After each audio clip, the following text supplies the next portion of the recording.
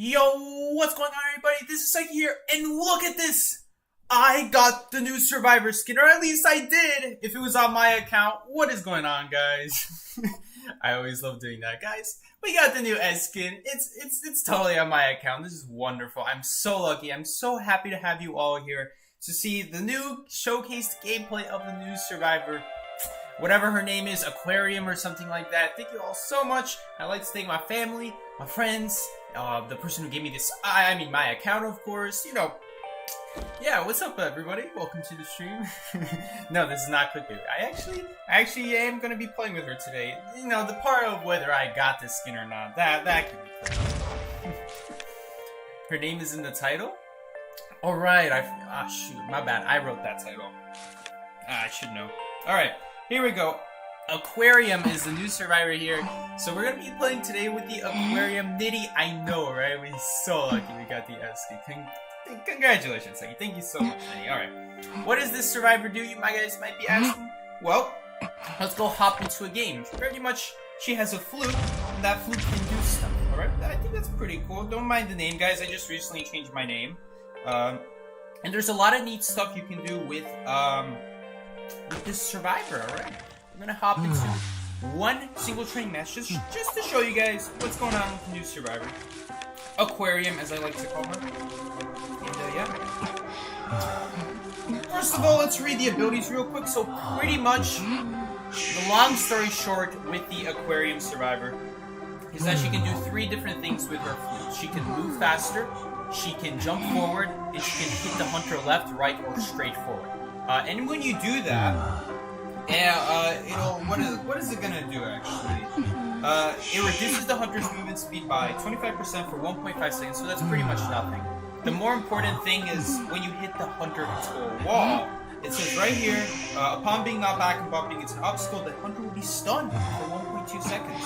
It won't be able to attack for 5 seconds, so that's the more important part. Not the stun, it's more the fact that they can't attack. That's the more important part. And if you do it again, then it'll increase back up to 7 seconds. So, something to keep in mind, if you disarm them again in the next 5 seconds, they will be disarmed for 7 seconds. So for a total of 12 seconds. I can't even put that on my fingers. That's how many seconds that is.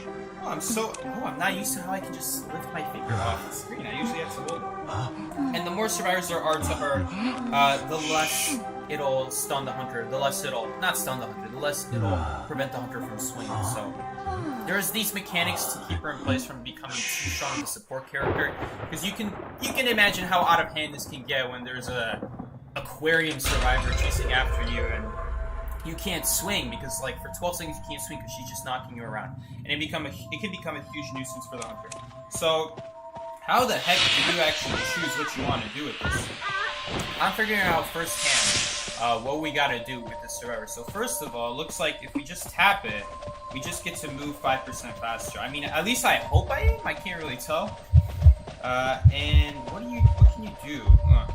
Do you have to charge it? I have no idea what I'm doing. Okay, so it looks like if you hold it forward, you can hit the hunter forward. As so. If you hold it left, you hit the hunter left. Oh, we actually hit him on something. Oh, and you guys can see, you can actually even see an animation for the hunter that they can't swing. And it actually already even tells you over here. Wow, that's really nice. The devs didn't have to do that. They really didn't have to do that. But you can actually already see in the top left if they're disarmed or not. I actually don't know why he didn't get disarmed there again for 7 seconds. I don't know what's going on here. Okay, there we go. Okay, so I guess it's only the next few seconds. Okay. I guess if you keep doing it over and over, it'll increase up to 2 seconds. I don't really know what's going on here, actually. I'll have to play around with that some more.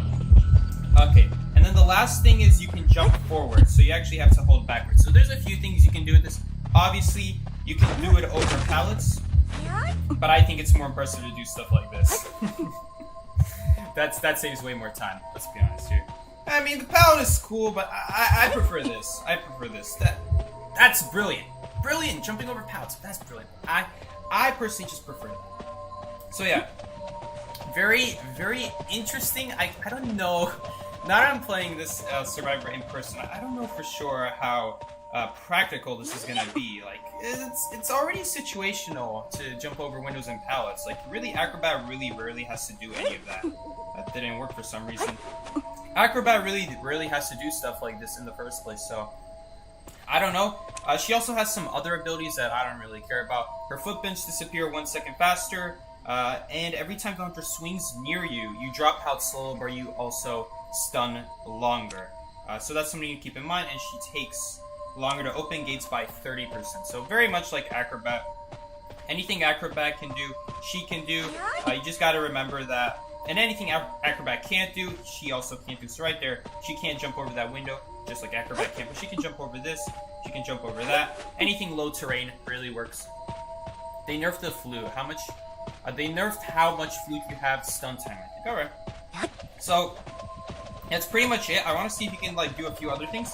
Alright, that's cool. You can, in fact, still drop stuff. Can you still interact? You can still interact, so it doesn't really matter for that kind of information, but it's a nice quality of life thing. And you can still keep using your flute while you're holding it out. My only problem is that you can't even change the camera while you're holding. I can't move around my camera during this whole time, so that's my one complaint. Alright, so I'm actually going to turn off the ability cooldown, and we're going to see the cooldown of how long this is, actually. So, cancel cooldown, and what happens if I just run around with this and I cancel? Okay, so there's no cooldown for that. That's nice. It's always nice. What if I hit the hunter to the right? There is no cooldown. There is a number 25. Oh, so you can't hit them in that direction for 25 seconds. So I would have to, like, do this. And then I can do that. It's very neat. It's interesting. I guess that's how they decided to make sure that you're not able to just keep hitting the hunter kind of like this. So you can't just keep doing that over and over. So that's always nice. That's always cool. And last thing, I want to check out this arm feature. So how long can I sit here before... Okay, so it seems like after 3 seconds pass, I can't let more than 3 seconds pass or else it's going to not do the full disarm. That's weird. I actually don't know why it was 8 seconds that time. It should have been 7 seconds. This is so weird. I don't get this. Maybe it just adds 5 seconds. Okay, I think it just adds 5 seconds. So if I sit here and wait until 1 second, it'll just add 5 seconds. And if I do this, I guess it adds 5 seconds. I'm just going to say it adds 5 seconds. It says here more info on it. The duration of the storm can be stacked. The time between two disarms. Okay, so if it's less than 1 second, it will automatically be 7 seconds. What if I wait more than 1 second? Okay. I don't really see what the point of that description is in the game. But anyway, we're going to go jump into some real-life games now that we see what the survivor can do. How she functions, what her cooldown is like. I forgot to check the cooldown for jumping, but I'm going to assume that one is also 25 seconds. Unfortunately, the survivor is not up in rank right now. It'll be up in rank in 1.5 weeks from now, so it's going to be Wednesday and 2 days from now, and then at the Wednesday after that, that's when we're going to be able to play the survivor in rank. So unfortunately for now, we're just going to have to do match mode. Real quick, what's my rank? Griffin 3. Okay, so we should be going against some half-decent hunters, maybe some really decent ones. You never know, there might be some smurfs on here today. But yeah, when will she be available in rank? Usually the way characters work is the moment they release in a sphere, like the moment you can unlock a character's S-skin in the sphere, 2 weeks from that date, they'll be available in rank. So 1 week from that date, you'll be able to buy the character, so 2 days from now, you'll be able to buy her, and in 9 days from now, you should be able to play her in rank. That's usually how it goes. There have been like 1 or 2 exceptions where like the survivor had to not be in rank for an extra week, so it took like 3 weeks to show up in rank instead of 2 weeks, but that's very rare. I've never had that happen, maybe more than 2 times. This cat is going to be really annoying. When is maintenance? Maintenance is every Wednesday, at least for any user. If you live in China, maintenance might be a different time for you. It might not be Wednesday, and it might not be 7 o'clock Central Time Zone. It's 8 o'clock Eastern Time Zone, but I don't live Eastern Time Zone.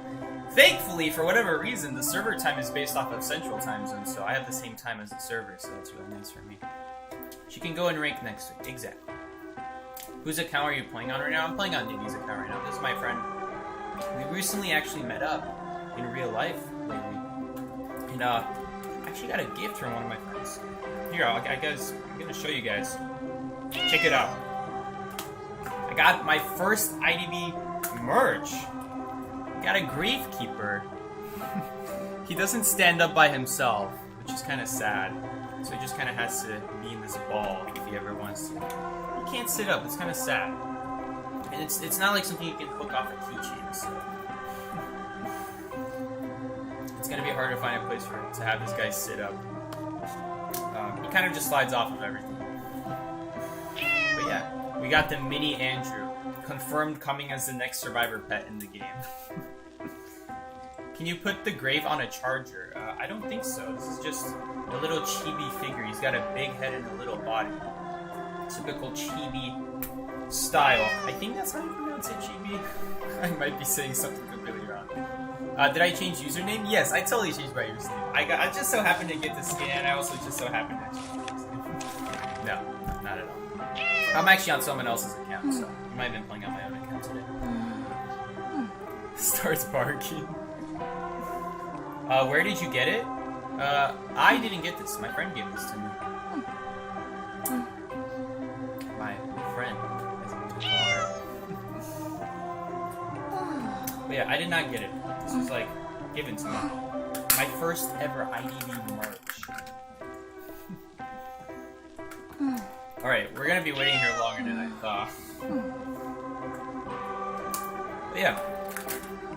Pretty cool. I do appreciate it. 3 minutes already. I guess no one is playing quick match nowadays. I bought an Andrew plush last night because my little Orbo. Man, people be raving about freaking Prisoner, Gravekeeper. I don't know what Gravekeeper did that was so special. But like, what about him that is so special about it? I don't get it. People just go crazy about it. Kind of like Mercer and Ripper. We don't talk about that. You should go through Nitty's costumes. Let's go through all of Nitty's costumes. She has the poor professor skin, the poor weeping clown skin, the poor little girl skin, poor novelist, overexpensive Esther skin. Maybe a little overrated, let's be honest here. Oh, it made a lot of people angry. We got this skin. Oh! Oh, Nitty is wailing! Oh! Nitty is wailing S-skins. Do you also have the S-skin for Barney? Let's see. Oh my goodness. Click on costumes. Nah, okay. She's poor. Got the Persona 5 skin though. A skin, A skin. I wonder if she actually... There's no way Nitty would not wear the S skin. Yeah, called her. Yeah. I don't know. Nitty is like only recently like wailing on the skins, you know. Such as this one. Priestess, that exists, this exists. That definitely exists. Yeah. No comment about that skin. We got the elf skin, bunny skin for Doctor. Surprisingly, no bunny skin for Doctor, bunny skin for Lord. Surprisingly, no skin on Doctor. Yo, there we go. First match of the day. Let's see who we're up against. Was that a Nightmare performer? I'm scared. Woo-wee! We're gonna be going up against Nightmare. Everyone, I'm shaking in my boots. This Nightmare is gonna hit us hard. Oh my goodness. Wow, we actually got someone high tier. Sour, this is a hunter. I see him every once in a while in a regular rank stream, so. Very cool thing. It's not actually based off of people's highest rank, it's based off their survivor rank. Since we're playing survivor, it's based off their rank. Is that the S skin? Oh no, okay, I'm guessing that person is just using default for some reason. We have plenty of tide turners. We don't need all those tide turners. Holy crap, why does the default have... Ooh, my default is always on broken windows. Interesting. I'm not going to be changing this person's builds. I would definitely not be running skins. I'd be going out. Wow, a lot of people in this room are wailing for the aquarium skin. But here we go, first match of the day. I don't know why that little white bar is being highlighted so white. Could you go away? I guess it's staying there. Man, I hate this iPad model. What rank is that? That should be Griffin. If you're talking about the Hunter's rank, it should be Dragon. Their highest rank was Hydra, it looks like. Oh, by the way, do you guys like the new scenery? We got the, Alright, someone's already taking hits. I guess it's Percy. I guess that would kind of make sense. Well, that's kind of sad. This hunter gets a lot of value against this Antiquarian survivor. Every time Percy is swinging with 50 energy or more, you cannot do anything to him. Not even push him around on the thing, because it is a control effect technically. So I I don't think we're going to be able to get any value pushing around the hunter. I'm pretty sure we're just going to have to rely on... I'm sure we're just going to have to rely on just getting the 5% speed boost all the time. I miss the yellow wall. Believe me, I miss the yellow wall too. Everything is white now. The big name corporations saw that June ended and they came through our house to delete all the color. This is Nitty's account, yes. This is not my own account, this is Nitty's. Thank you, Nitty, for sponsoring today's stream. Free-to-play way to farm echoes tutorial. Believe me, if there is a free-to-play way to farm echoes, I would have more than 0 echoes on my account. Never had more than 0. It's such a sad day. You spin for 20 seconds. Alright, we can do that. I'm very glad that the devs of I-95 have been doing a better job giving new characters deductions. There used to be a time where a new character would release and there would be no deduction on them for like the next few months. Alright, I guess we're gonna do this cipher. If we get teleported on or if we're gonna get chased, we're probably gonna take a hit here. I don't really care. It's not a big deal. Alright, Hunter's over there. Saw their shadow. Last second. I love the improvement went from colors to plain. It's just like, you know, it's my mom's opinion, but my mom thinks that the colors here in this basement were awful. And to be fair, they were pretty awful. The bright yellow, I don't think the bright yellow was that bad. I think it was just the mix with blue that made it so bad. No offense to Ukraine or anything like that. That color, that wall has been painted blue and yellow for years and years and years before the Ukraine did that. It was just a funny coincidence, really. So basically, it's a terrible color choice. For rooms, maybe not for flags. Definitely not for flags, we're not trying to get canceled here. So yeah, had it all changed to white, that's what it originally was, 20-something years ago. Who knows how long ago, it was probably older than my grandma's farts. It's been this year. It's not that old. Minions team. The yellow was great, bring it back. I'm afraid it's a little bit too late for that. We spent a long time painting that. That room was probably the longest, the living room. That was terrible. That was a lot of square feet of painting. It's like in the back rooms. Personally, I'm a psyche green wall type of guy. This wall actually used to be green. We're not even in the living room anymore. We're in the bedroom, or at least former bedroom. There's no bed here anymore, so it's really a bedroom. I like to call this the bike room now. Ever since this bike decided to move in, one day I come downstairs and there's a bike in this room, so I guess it's the bike room now. I don't know how this bike got here. I don't know who rode their bike these last few days. There was no bike here 3 days ago. Yeah, there's a bike now, or at least 5 days ago. I don't know. At some point, a bike decided to appear here. So far, I've been the only one who's done 2 ciphers this match. There we go. We gotta finally someone else pop the cipher. All right.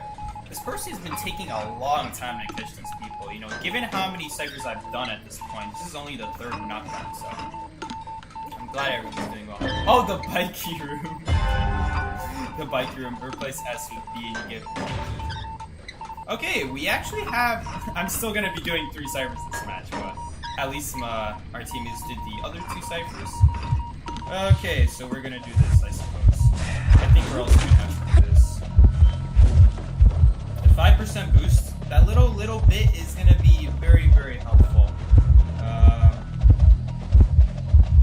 But we're not in a great situation here. We might have to actually jump over this window. Okay, we don't have to. Oh no, all the pings are in the wrong spots too. Okay, I meant to say Hunter changed target. Looks like it doesn't... Oh, oopsie, whoa! Looks like, unfortunately, Sour's going to take a hit. My bad, Sour. Where's the Hunter's near me thing? Wait, I can't find it right now. Alright, there we go. That was a great use of the, where's the focus on the economy? That was a fine use of the jump. I don't know if we would have gotten hit there. I think if that Percy dashed on me, we would have gotten terror shock there. I think it was a bad move to charge his sword there.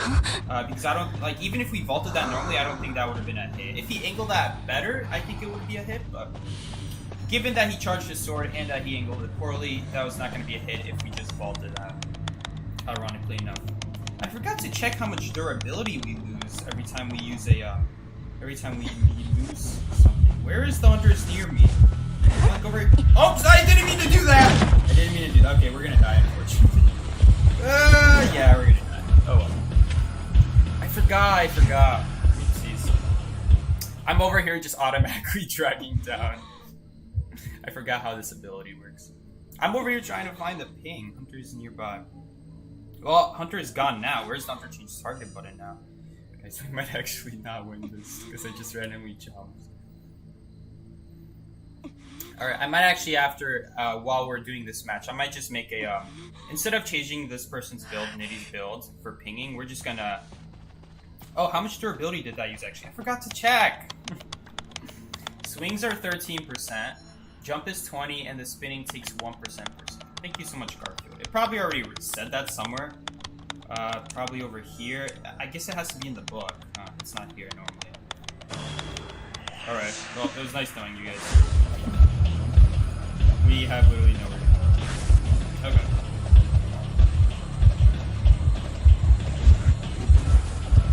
You can still drop stuff. Unfortunately, this Percy has charged swords now. That's not going to be a hit, though. Alright, that works. I did not mean to ping that. Normally, Hunter's nearby is in that spot. Okay. I thought you would sooner. Any chi havers that forget her food spinning ability exists. It exists. It's just gonna take time to get used to.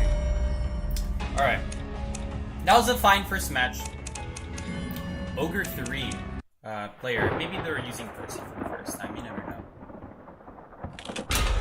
Nice deduction points. Exactly. That's a free dice. I do love getting my dice. Well, it's not mine, but it's still really satisfying. I like to just do deductions, even if it's not my account. I think it's really satisfying. Getting all those check marks off. There were 3 of them. I know, right? There were 3 of them. Real quick, I'm actually gonna make my own message board. Can I do that? Yes, there is. I don't know which one is not being used right now. What about this? What's this one? No, that's definitely not mine. That's not mine. Nitty, are all of these just random? I don't know why there's difference. Usually all of mine are the same thing, except like one of them. You use the message tree. Can I use like a message board? Is that fine? I might actually have to log into my account just so I can see which order it is. Man, I'm being driven crazy by not being clicking the right thing. It's kind of nice that we get this time to just sit in the waiting room and I get to change all this stuff. Go ahead. Thank you, Nitty. I'm always picking the wrong things. For me, it's just because this person, Nitty, I'm always saying this person. Mystery person. Nitty has different pings than I do, so... yeah. Just one of the many struggles of using an account that's not used, I guess. You can change persona builds as well, I don't mind. See, I'm gonna leave the persona builds by as they are, because if I ever do, I usually just forget to change them back later on. Alright. What is the messages? We're gonna do that real quick. By the way, what's up, Vera? I see you. Vera Iris, welcome so much to the stream. And I'm gonna go ahead and change this content. Alright. Alrighty, first things first, the dungeon is here as an absolute must. You cannot have a ping build without that. Saving machine primed is always second for me. Focus on decoding is third, very important ping as well. Just so you can tell your teams to pop the ciphers early if you need to. Hunter's nearby. Always want to have the higher up, because that is a pretty important thing to ping. This as well, Hunter change target. There we go. I actually don't have the order memorized. I just do it based off of muscle memory. I don't actually remember where it is off the top of my head. I'm looking at a separate screen right now. Me's over here. Follow me. These two things used to mean 2 different things. No one really understands what it means anymore. The difference between help me and follow me. I usually say help me for healing and follow me when I want someone else to follow me so I can heal with that. I just think it makes more sense than to say help me when they're the ones who are injured. Take over my cipher machine. out of here. By the way, even the tutorial uses take over the cyber machine. That was really smart. The devs actually, you know, I guess they didn't force you to ping it, but the bots actually take over the cyber from me. So that was really cool. All right, the last 8 messages I don't really use. It's really just the first 8 that are important. I don't really use the other 8. Ever since they made 16 messages, like I felt like 8 was the perfect number. I don't feel like there's a point in having 8. Hi, am I late? No, you're good, Maxie. We just finished our first match. Actually. So there we go. I'm gonna actually change that score to reflect that now. But yeah. First match was alright. It was against Percy. I didn't get to kite those matches. Not that it really matters because you can't really push around Percy when he has that 50 energy, because trying to do any effects to him when he's swinging does not do anything. Alright, we have enough tide turners. I'm gonna do the last of these messages. These last few I don't really ever need, I would say. Did I forget to save? Yeah, I forgot to save. Okay. I'm just gonna do the first 4 then, really fast. These first 4 are the most important. Where is everything, actually? Where is Focus on Decoding? Oh my god. It's like right in front of my face, probably. I can't find it. Okay, so I only have 2 of my normal pings. I guess I could change it in the middle of the game as well. It's not a big deal. I would really like a Hunter's Near Me ping, because that one is... I'm gonna ping all the time on my kite. It's gonna drive me nuts if I don't have that one. That one is number 4, and Hunter Change Target is number 5. I had COVID last month, you'll be fine. Oh, I guess that wasn't for me. I for real need a ping that says I'm lagging instead of I'm stuck, because people go question mark. I know, right? I actually heard that in China, that's what people use it for, that they say I'm stuck to indicate that they're pinging. At that point, I don't know if I even want to know if you're lagging, because my next question is going to be, why are you playing rank if you're lagging? Alright, someone spawned here and they're not moving. That's always a little bit scary. Okay, unfortunately I forgot to click confirm again, so we don't have any pings. I mean, who uses this? Who uses this? Stop decoding, I'm going in? Come on, name a more useless ping. I don't know anymore. Oh, you know what? Okay, of course the cipher is blocked. It's okay. We're just gonna wait here. You know what? This is gonna be a great time to change all the stuff here. Okay, well, never mind. I don't know what I'm looking at anymore. Is Psyche playing the new Survivor? Yes, this is the new Survivor. Is that a Ripper? That is, in fact, a Ripper with the Svengali skin. The nice, fancy skin. It's so weird, because some of these are in the right spot. Well, maybe not in the right spot, but they already exist somewhere on the list of pings. Hunter's near me, yeah. So that's where it was. Hunter's nearby. Do I have to rescue that? No, I don't know. Alright, so someone else can rescue that. Focus on decoding is the next one. I like changing my pings in the middle of the battle. Help me, I need help me. Follow me, stay put, I'm coming. That's the first aid. The first aid is always the most important aid. Decode another cipher machine. Which one's that? I don't remember. Imagine I just get teleported on, that would be tragic. He's approaching, take the cipher. Over the cipher. It's gonna be here somewhere. There we go. Decode another cipher machine. Oh, I finished it. Ah, okay. Well, that was fast. Yikes. What does that mean, though? Oh, zombies? There are zombies in this game. There are, in fact, zombies. They're just in Golden Cave and no one plays that map. Oh, by the way, can you actually... I think you can. If a hunter is picking up someone in balloons and you swing at them, I think it does cancel the pickup and you save a teammate. I think you can, actually. Okay, looks like I'm gonna have to rescue this. For a second there, I thought Nitty... I was about to say Nitty's gonna rescue this, but then I'm Nitty. Alright, so we're gonna do this. We get a free rescue up. That's always nice. It's gonna be hard though against Ripper. Ripper's invisible. You can't see his exact location. After this match, I had to go back in a custom and see the exact range of how far you can whip the hunter. Because I still have to do that. Don't run towards me. It might make my rescue impossible to do now. Okay, thankfully the hunter didn't see me. Is she OP or not? For now, I can't give you a clear answer. If we go against some meta hunters, and we get to get the first kite, I think I'm going to be able to give you a better answer, but it's going to be hard to give anyone an answer about how OP she is when we're going to be getting chased by hunters at full presence. There's really no survivor in this game is built to kite full presence hunters.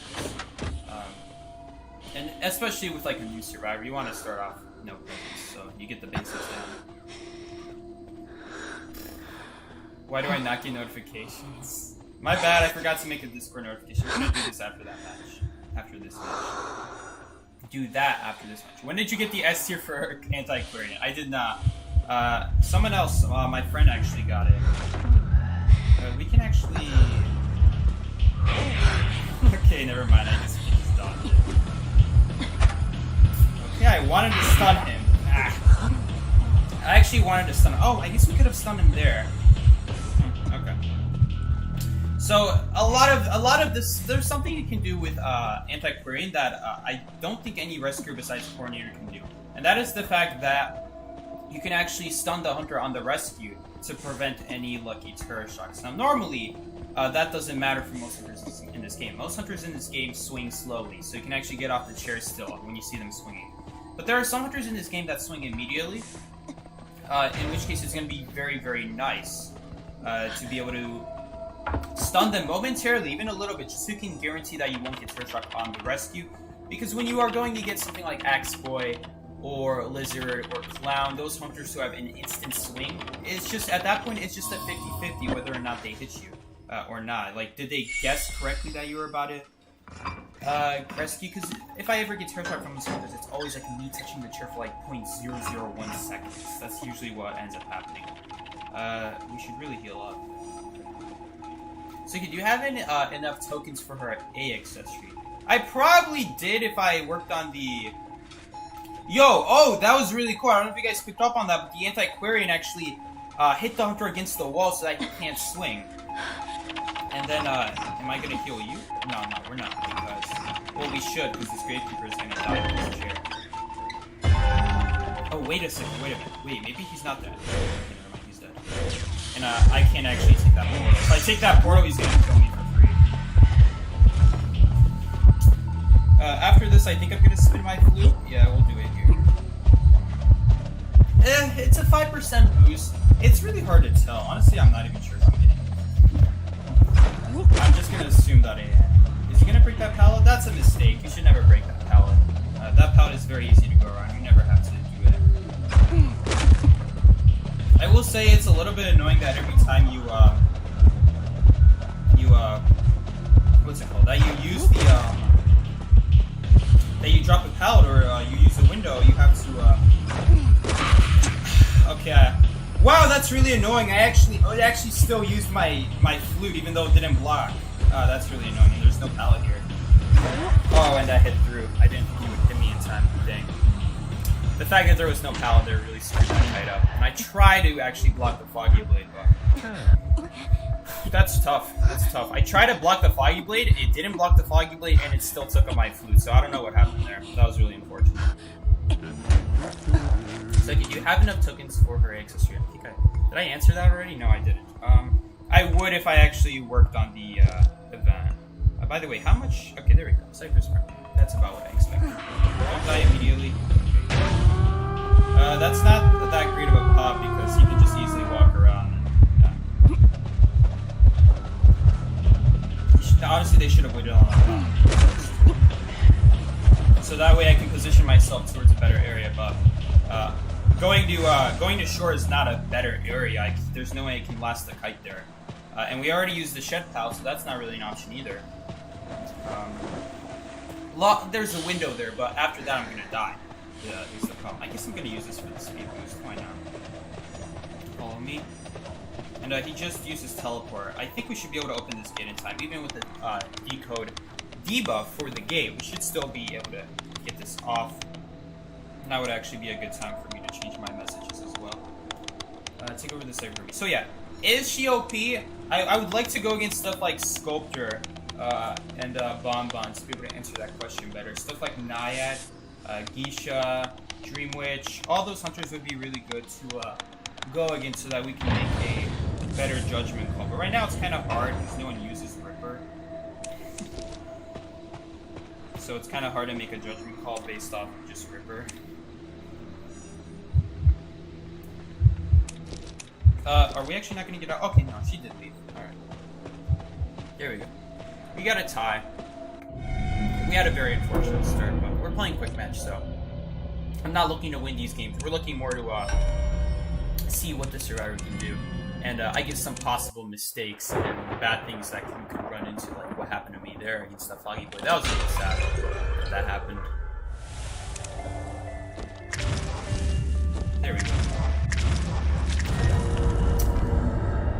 It's possible that instead of dropping the pallet, maybe I should have. No, I had to drop the pallet. It's so hard to say what the correct move was there because if I don't drop the pallet, he's going to be able to get a basic hit on me. I have to drop it and then block the Foggy Blade, but we just didn't have enough room to do that first. I don't know. That could just be like a once in a while situation. It happens, so it happens. Maybe it just so happens that maybe that was like a 1 in 100 situation. Usually you can get it off consistently to block Foggy Blades like that. Because it's a very weird situation that we're in here. We have way too many ties hitters. We shouldn't have 3 ties hitters. Alright, let me fix the rest of these messages. Get out of here should be there. I don't really ever use them out of here. I just have it to let people know that I'm leaving. What's number 10 then? Decode another cipher machine? I don't know. It looks like everything is out of order again. I could have sworn I just made that decode another cipher machine. You ranked again this season after so long? That's good to hear. How are you today, Seki? I'm doing good. Thank you for asking, Princess Pasta. Be a hunter meaning you don't have to get a team. That's true. It's a one-person experience, so that if you ever do something wrong, you can either, what I originally thought, you can either own up to it, because there's only you who can blame yourself, because you are your own team. But nah. That's what I thought if you made Hunter. Most hunters instead blame it on Cypher Rush, unfortunately. Welcome to Identity 5 2021. 22, I guess now. Where people blame it on Cypher Rush. Wonderful. Alright, so it's a Blood Queen. That's never a good thing for it to be Blood Queen. We're not going to be able to get ever a good whip on the Hunter. Decoding another Cyber Machine, yeah, I mean, that's so weird. What was going on last time? I'm out of here.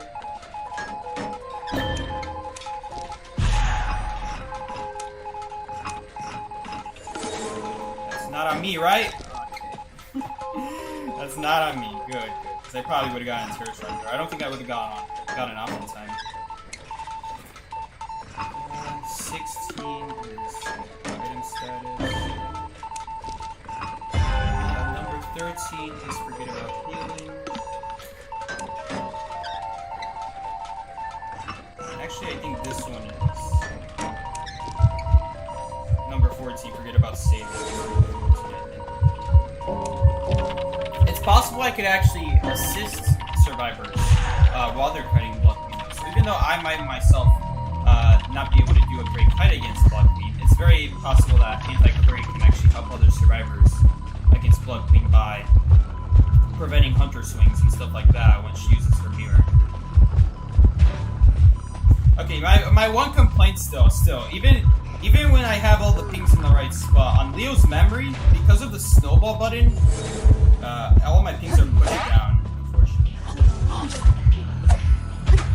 Okay, that was absolutely awful. So I guess it works a lot like forward football, where it actually depends a lot on the hunter's angle. So it's not always like, oh, you're on the left of the hunter, so they always get pushed to the left. That was very weird. The hunter actually got pushed behind me almost. That made very little sense. It was very confusing. These are confusing times. What can I say?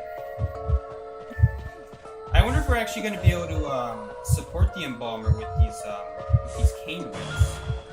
Like when he goes down and he gets picked up, can we actually prevent balloon rescues? I think we can. I don't see why not. What is this, by the way? Okay, so we drop pallets slower, but stun for longer. And we did have a hunter swing at us earlier on that rescue. So that's what's going on there. I once did okay, I might die here. Okay.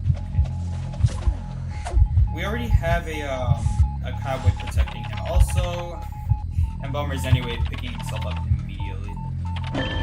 I would have waited a little bit on that, just force the hunter to chair first so the cowboy actually has a chance to help out and just be a nuisance. Now the embalmer brought himself away from the cowboy immediately, so the cowboy has no time to react to it at all. So there's a very good chance the embalmer might just die before the cowboy is ever able to reach him in time. So. It's like you got the S tier? No, I did not get the S tier. This is not my account. I am borrowing this account today from someone else named Nitty, my good friend of mine. A good friend of mine, known her for like... is that cipher being worked on? Please tell me we have another cipher worked on. I don't want to do a fresh cipher. That cipher's not shaking, is it? Is it? Oh yeah, it was. I was looking at the computer screen. The computer screen's kind of harder to tell. There we go. 80%. Increases should rescue this. We should not have Embalmer doing this rescue, because I see this so often. This is a very bad thing to do. People will just automatically rescue the Cypress Prime even though they're at half health, and even though someone else is at full health. I see it so often, it's such a huge mistake, because usually someone's going to immediately die after you pop. Because you pop the Cypher, then they rescue, and then someone's immediately going to get hit again, because they don't have enough of the boost. The person off the chair has to waste their boost waiting on them being rescued, and the person who's rescuing has to waste half of their boost doing the rescue. And not on getting away from the chair. Or the hunter. So usually they just end up going down immediately. Right here we kind of have to, though, because she got hit from far. It will force out a teleport, so that's nice. Maybe I should be saving this cane. I don't really care. We're going to use a little bit of it. It's not a super big deal. It's only going to take up like 10%. I think right now, ensuring that we get to the gate earlier on instead of later is going to be more important for our team and winning this match right now. So Embalmer, I believe, is dead on chair. He did get put on chair one time, and he did use the coven. So yes, he is dead on chair. Now it's just all up to Cowboy and Priestess making this chair. And the hunter did use their teleport, so hopefully they take over my gate for me, because I decode slower, and no one is willing to take my gate for me. Thank you. Finally! No one wants to take my gate. It's so sad. I don't think that's faster than walking, but it's cool doing it. It's like, you know, Antiquarian releases today. Really? Antiquarian releases today? Today's Monday. It releases every week, though. That makes no sense. Lolly, I think you might be high. Unless you live in China. In which case, it's probably already out in China. Usually China's ahead by 2 days. You forgot to ping your Discord about stream. Thank you so much, Angela. We're gonna do that right now. Also, guys, thank you all so much for coming along in the stream today, watching me play the new Survivor. If you guys are new around here, why not consider liking the stream? And hey, if you're new around here, why not subscribe? I don't make videos right now, but I do make streams. Way to introduce myself. Nice job. Alright, but yeah, thank you all so much for coming along here today. We got 160 people here, something like that, at 7:56 p.m. Thank you all so much. And yeah, we're still over here trying to find all the pings. Let me just do this now so I can get it over with. Hopefully we don't get a match.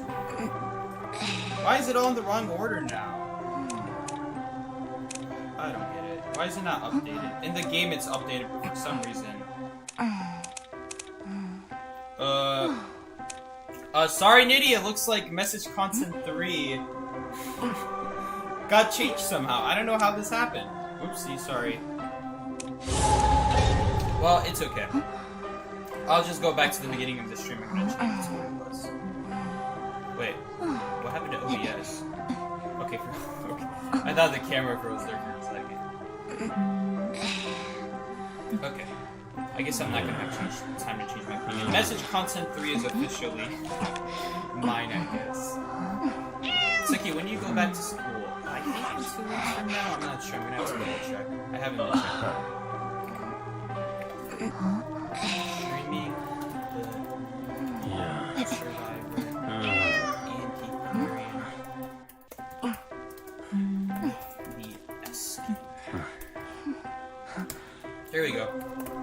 So everyone on Discord, if you guys didn't know, I have a Discord server where I make stream and video announcements. You guys can check me out there. It's in the description below.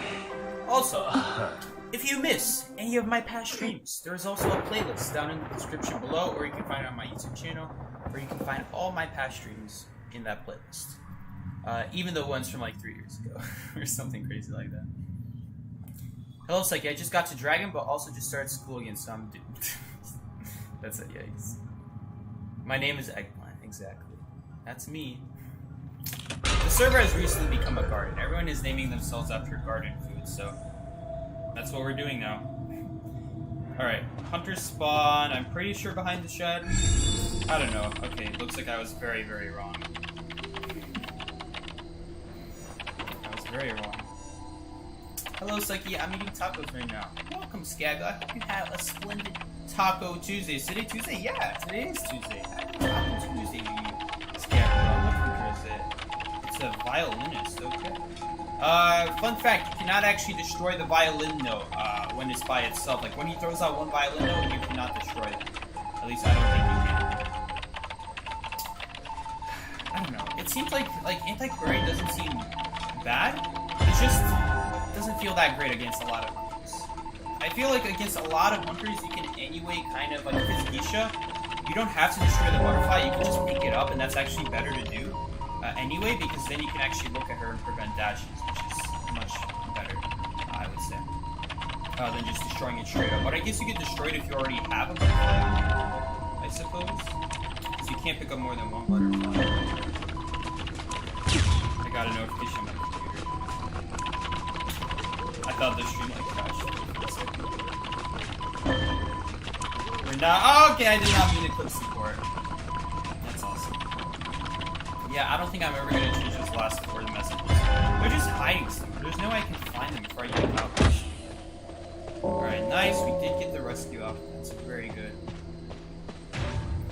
I think I'm actually going to drop one of these pals. It's a violinist, and generally dropping pals in narrow areas is very bad. So having them dropped ahead of time and just being able to go around them is going to be a little bit better. You could honestly just have one down. Having both up, I find that it's a little bit bad, because then if you drop that one, the one I'm looking at right now, over there that's dropped, if you drop that one, it's quite easy for the hunter to go around, and then you can't really make it to another pallet. I mean, you can make it to this one, it's just like, you're kind of cornering yourself slowly but surely, so having another pallet drop kind of forces the hunter to go around this way, which does set you up better to maybe use an ability to get to shed, or go around the boat and maybe get a pallet boost and then go the same direction again. Just having that pallet, one of those pallet drops is more importantly that one, this one, that second one, that one is so easy to go around. So having that one dropped is an absolute must nowadays. Normally you would leave that up in the past, but I find that dropping that ahead of time is usually better, because you anyway can't really hide behind it very well. So. I'll never get over the fact that Siki never ate McDonald's. I have eaten McDonald's, it's just I don't do it regularly. I usually have to eat dinner at home. Siki, how do you like the new Survivor so far? It seems decent, it doesn't seem terrible. It's fun swinging around the flute. I just call it the cane. It's fun swinging around the cane. Okay, dungeon is here by the way. It's just like, I don't know how practical it is to swing at hunters. Usually it's not that practical. Maybe if they're about to hit you, you can do this, just swing forward, And maybe the left and right is better on rescues, or just depending on the angle of where they're standing, then these are more useful, the left and right. But I generally can't really see a use for these left and right on a kite. The straight is going to be generally better. I mean, unless you want to swing left or right to destroy like, the statue that's coming from your left or right or something like that. But I don't know. It doesn't seem... It seems like... you know what I'm saying? Okay, I don't think we're making that before half, because I'm over here talking about something else that's happening as much as that chair. That chair's across the map, and we need to actually start walking sooner. So it looks like, I guess the strategy is just going to be to sit here and wait. Yeah, because we're not making that. Hopefully that person just finishes the rest of that cycle, though. And that's okay. I think this is anyway the correct play. The correct play... No, it's not the correct play, because that cyber's not going to be primed in time anyway. So we're in a rough situation, honestly. And we can't even destroy the notes. That's the worst part. I don't have any way to speed myself up besides this 5% boost. We basically have to get the note out if we're going to make this rescue. So yeah, we got the note out, but I'm not going to be able to survive after that. This is not a rescue character. This is not a character that you should have Tighter on, because her rescue abilities are not that good in the first place. Like, you guys can talk all day about how great it is to hit a hunter into an object after you rescue. But the problem is actually making the rescue. You see, a lot of hunters in this game have become very good at stopping rescues from far, and hitting you from far. Or hitting you from a range, or doing something along those lines. But ever since they've released more stuff like Sculptor and Bonbon and Violinist and Naiad, these hunters have become either very fast or very good at hitting people from far. So if you're going to do a rescues in today's meta, you have to have an ability that speeds you up or gets you past the hunter, or is able to like take multiple hits. Like the most you can do with this character is like swing at the side and hopefully you hit them and there's an object on their left or right or like something like that, but that's assuming they just willingly walk up to you and like don't bait it or anything on top of that. So there's a lot they have to worry about. It's very easy for the hunter to see it coming. It's kind of like hunters like against acrobat, like they know you're going to use a firebomb. No one's going to walk up to an acrobat. So it's kind of like the same thing there. How in theory acrobat is good as a fine rescuer, but if you ever get found from far, it's going to be really, really annoying. Although Acrobat does a much better job, so he technically does have a way of boosting himself, which is really nice. This random died to Percy in 20 seconds. Sounds like typical Survivor rank. Okay. I'm gonna do this so that I can finally forget about this for once.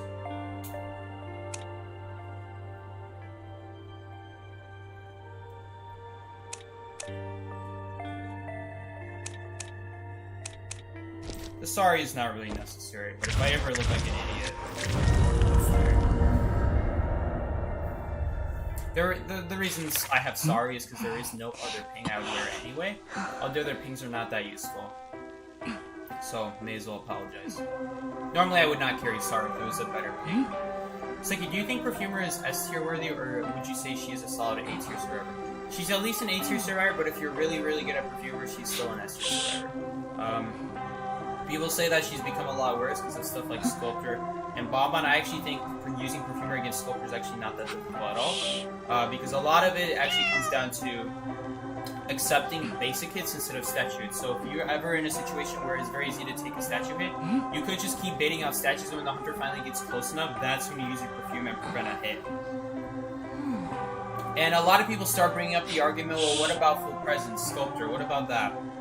And the reason I don't think that's a very valid argument against Perfumer is because no hunter wants to hit perfumes. If there's ever a hunter who hits perfumes, they put themselves at a huge disadvantage, even if it's Sculptor, because even though they could potentially get paid out a ton later in the game, first of all, they're not guaranteed to, and second of all, they're making it so much easier for the Perfumer to 3-cypher kite them, or even go further than that. The more times they hit the perfume, the more times you're letting the Perfumer do whatever she wants while you're stuck in that recovery. So a lot of hunters will purposefully not swing at perfumes. Maybe they'll bait it at the very least by like not swinging or swinging away. But the reason no hunter's gonna hit in perfume swings is because if they swing at that perfume, well, now that perfume's back, she drops the pallet, and you're still stuck in recovery while she's already transitioned.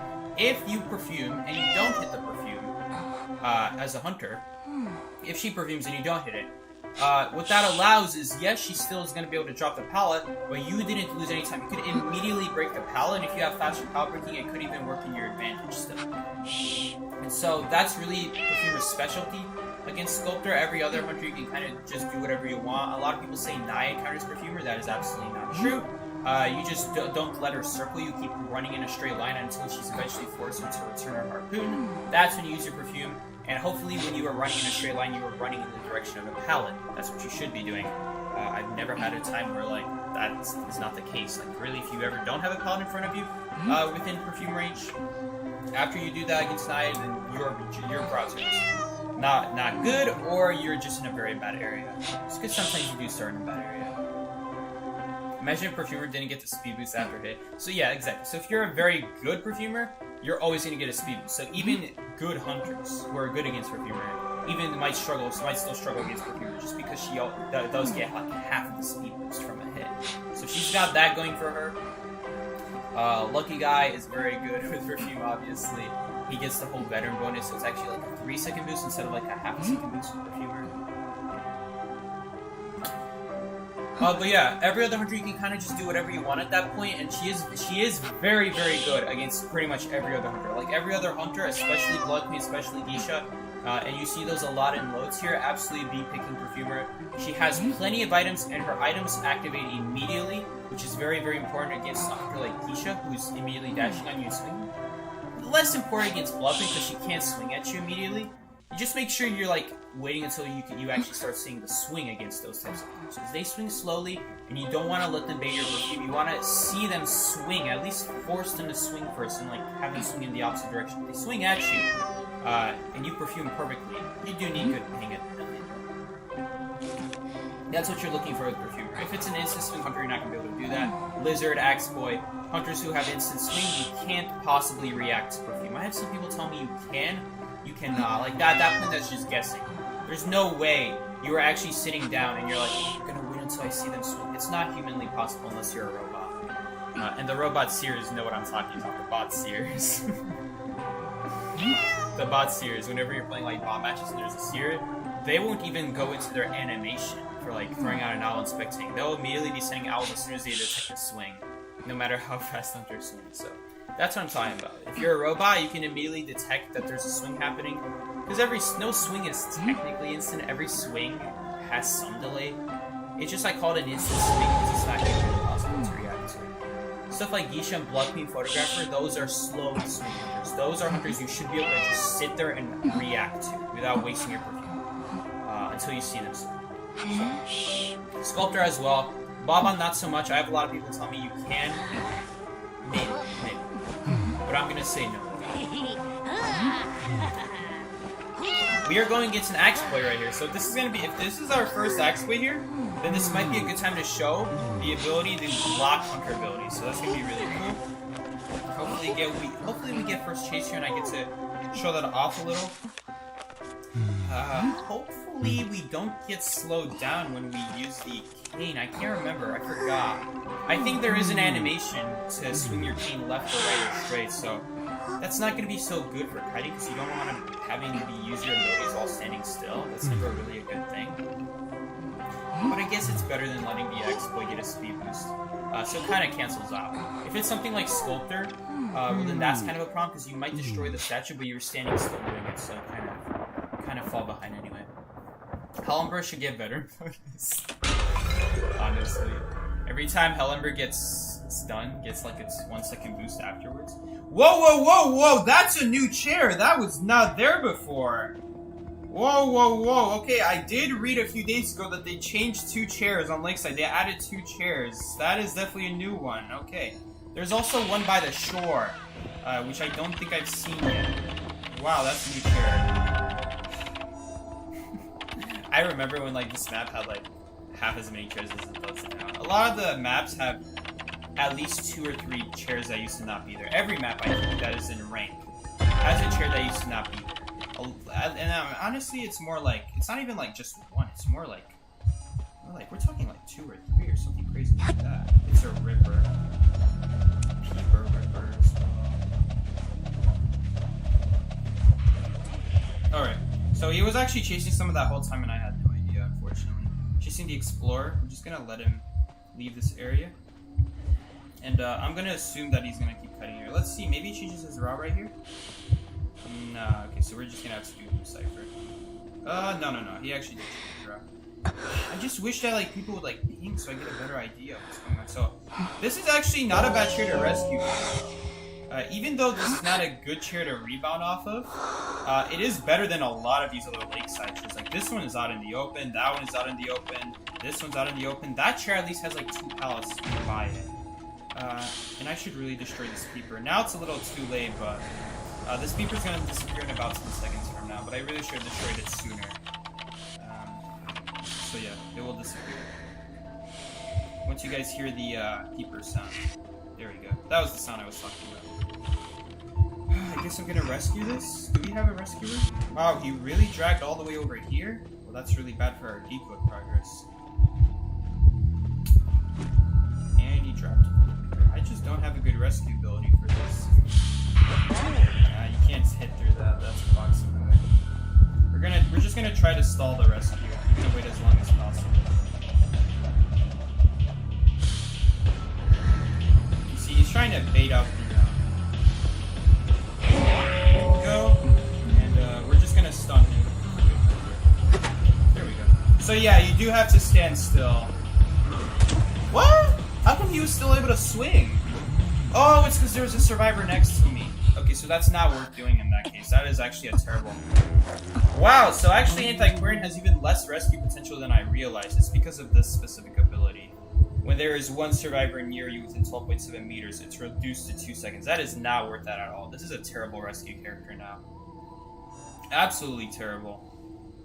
You'd never want to be doing rescues with this character, basically. Is what I'm getting from this. That's one of the chairs in Dual Hunters mode? Really? I've never seen it before. And I just canceled recovery. Wonderful. Awesome, I just canceled recovery. Unfortunately, I didn't think he would go after the little girl. Usually they don't hit the second rescuer again if the second rescuer already swung. It is Ripper though, and I can't see where Ripper is. That's one of the problems. I wish we wouldn't be going against like Ripper. Like I would be fine going against Ripper if we got to get first Kai, but it's gonna be really hard to get value out of this ability. This is an ability that relies on vision on them. So yeah.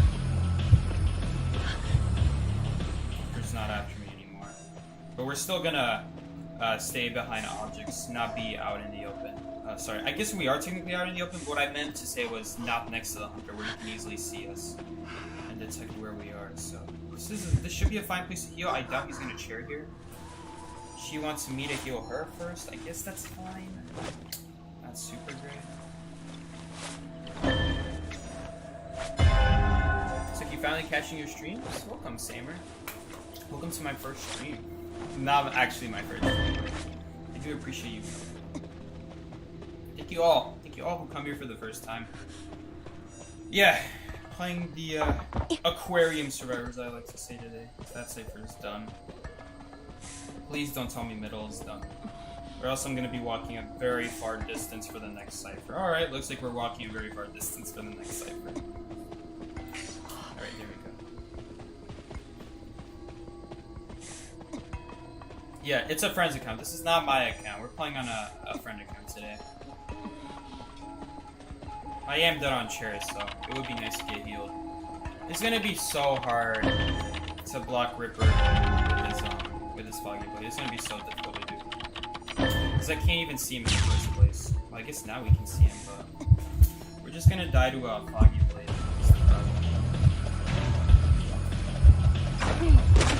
I need a way to like get rid of his invincibility.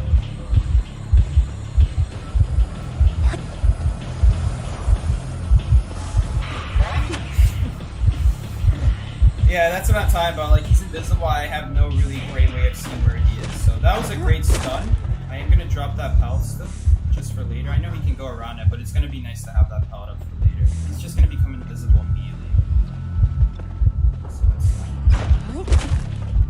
And we're just gonna dilute to invisible foggy blade here. Yeah, okay, so I did hit him, but the foggy blade still came out because he swung. That's really sad. That's why I don't really know if the Survivor's actually that good against Ripper. Because once the Ripper is within swing range of you, you might be able to stop his basic. But the thing about Ripper is once he starts a basic, that Foggy Blade is always coming out. You cannot stop that Foggy Blade. So you have to be behind an object at least and then block the Foggy Blade. And hopefully you're like not right next to the wall or else the Foggy Blade will do damage. I watched all your streams. Thank you so much, Samer. First one live, I'm guessing.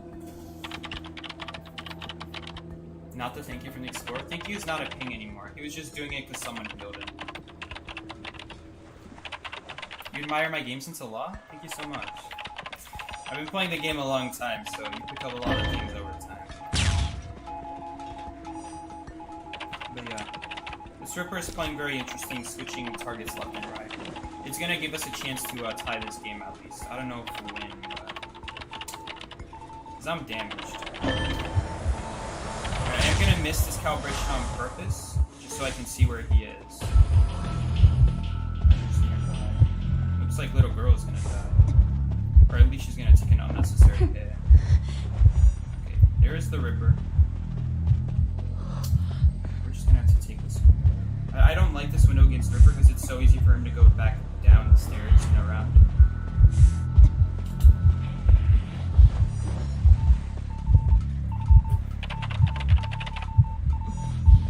This is what happens when you don't play for way too long.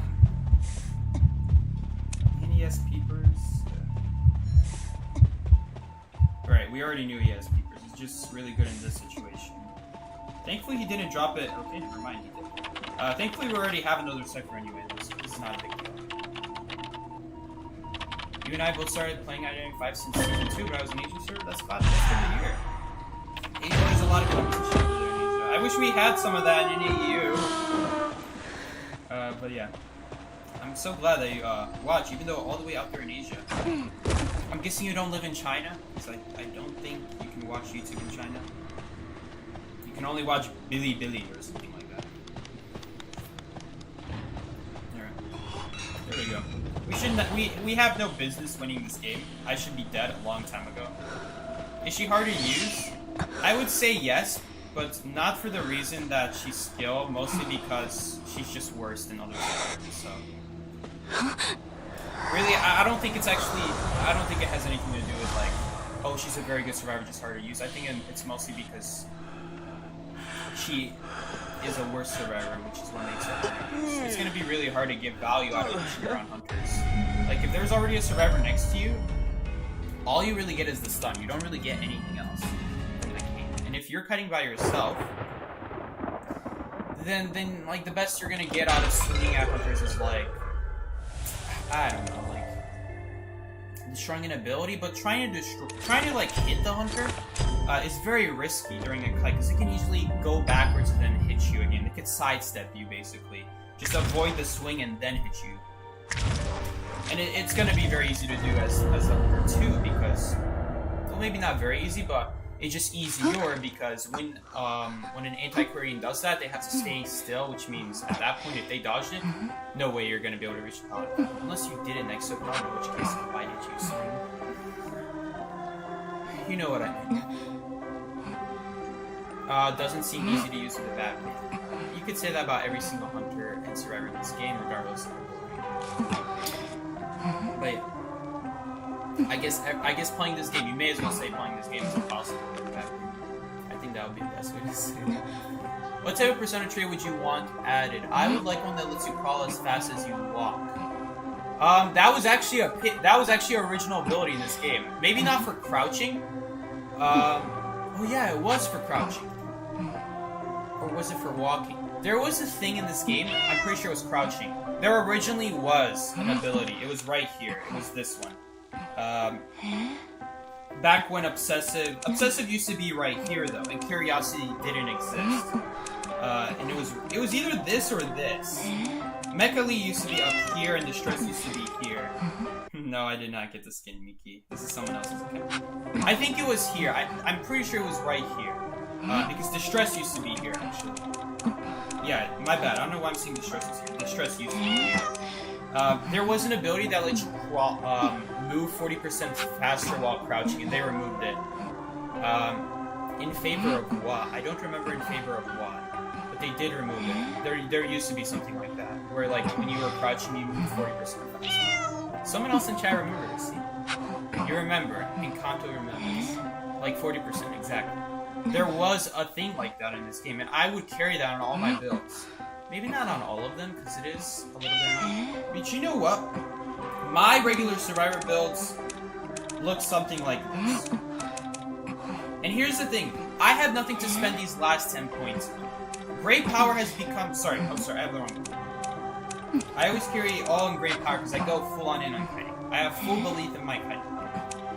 Will to Survivor is not really that great, because... over the years, they've added more and more chairs on every map so that the chairs are closer together and there's more to use, so Will to Survivor has become nearly useless, especially recently. They've again added more rocket chairs. I don't know why, I kind of disagree with them adding more rocket chairs on Lakeside and whatever the second map was. They added a rocket chair on the second map. And I don't think snooze is that good, because if you carry 6% snooze, it only buys you a total of 4 seconds if no one rescues you, and 2 seconds if someone rescues you at exactly 50%.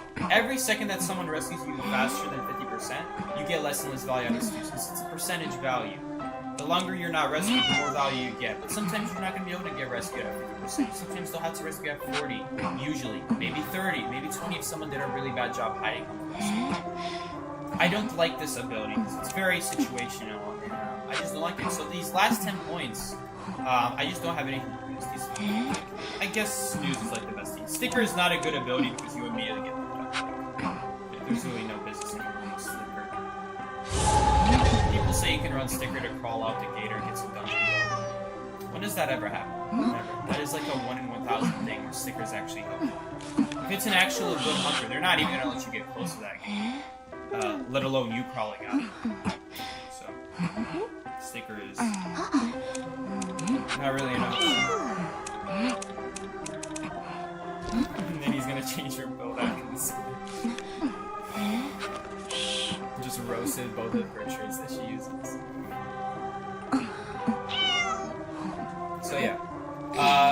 What traits would I like to see added to the persona though, because you did ask. I would like to see an ability to heal instantly. That was my original suggestion to buff Spectator. Back before Flywheel existed. And like, this was like useless in Spectator. I actually made a video and I suggested why not make it the ability to instantly heal, because if you look at that build, that top build of the Survivor is all about helping people. You see, there's like Sticker lets you heal faster, Distress lets you see people, it lets you move faster while walking to rocket chairs. The whole tree, the whole up tree is all about helping your team. So it would have been really fitting for them to make it like that you heal instantly.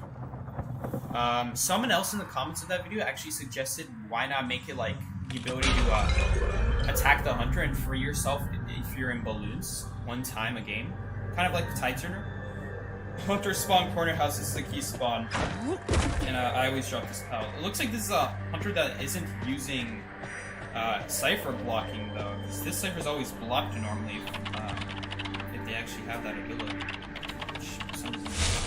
I would like to see them adding one of those two, but they can't. There's no room, because now they've buffed Spectator into Flywheel, which, by the way, I'm pretty sure is... like, it's very situational. Against Dream Witch and Broken Wheel, Flywheel is better, but against every other hunter, even Isha, I usually like having Broken Wheel, because even against Isha, getting that boost, get behind a corner so she can't dash in, is very important. People don't realize that that's one of the biggest ways to counter Isha, just getting out of line of sight so she doesn't have a direct butterfly on you. And if you vault a window, which is anyway pretty bad against Isha, that window boost actually allows you to make that window good. Not only does it force the butterfly out, but you can actually even get behind it so that that butterfly still doesn't get any value, besides just getting over the window. Honestly, it really comes down to people not understanding how broken windows works and how to use it against every single in this game. Because if they did, they would understand that, yeah, flywheel is cool, but unless you buy a pallet, you're immediately going to die after you fly over the Geisha Sling. And even then, usually you die right after that anyway, unless that pallet is dropped and you get boosted. That's when I like flywheel against Geisha. When I'm at a pallet, and they dash over, and I flywheel, and then I vault to the other side of the pallet. That is very good, because they just used their dash. I got it out with my flywheel, and I get a boost so they can't dash onto me again for quite a while, because they also have to get around the pallet. And it made me realize that if that's how I like using my flywheel against Geisha, well then that's still required a boost. And so I just in general prefer boost, because I just find boost to be so much more consistent against every hunter. It also just forces the hunter to keep walking. One of the best ways to counter hunters in this game is to just keep walking forward. Don't let them be able to cut you off. So make sure you're taking routes that are not easily cut off, but also make sure it leads to a good route. And just walk. Because during the whole time they're walking, just reaching you, that takes time as well. And the boost makes that so much more painful for them. So it's like your game is kind of low. It's difficult to hear you. You mean my game is kind of high?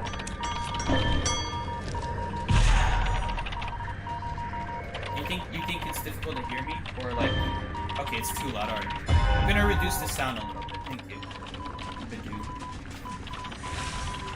I don't like flywheel, it's hard to time it right. I'm not gonna say anything about difficulty or hardness. Let's just stick with the word difficulty. I'm not gonna say anything about difficulty with flywheel because that is human error, and I don't want to involve human error in this. I'm just gonna say, assuming that you are going against the best hunter who's not making mistakes, and you are playing your best survivor, and playing the best you could possibly play as. So, assuming that you're able to play against the world's best hunter, how would you fare using flywheel versus window boost? And assuming that none of you make mistakes and you guys play absolutely perfect, which means we get rid of human error, I still find that I prefer window boost over flywheel. Unless, like I said, unless it's Wreck-A Wheel or Dream Witch. Because Dream Witch, they're gonna put a patroller on you, and they can't control the fact that you can flywheel one of the patroller guys. So even if they play perfect, that's not something that's in their control. Broken Wheel, that's not in their control that they throw a trap and you're able to flywheel through it. Although honestly, usually they're gonna be able to trap you not long afterwards, because for some reason, Breaking Wheel has 2 traps, and I don't understand why. But anyway, that's a balancing issue that this game needs to solve. And really,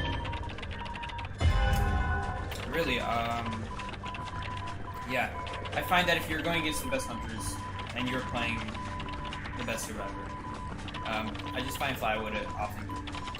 Oopsie! Oh shoot! I'm like trying to find the words. I always find that flywheel just comes off a bit short. Let's just assume that you're disconnected.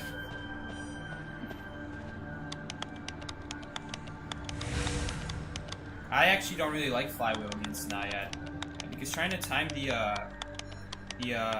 flywheel when you're in the water harpoon and you're above 70% water or 50% if she's full presence is very difficult, because that harpoon you have about like 0.5 seconds to react to, and you're not going to be able to keep your eyes on everything all at the same time.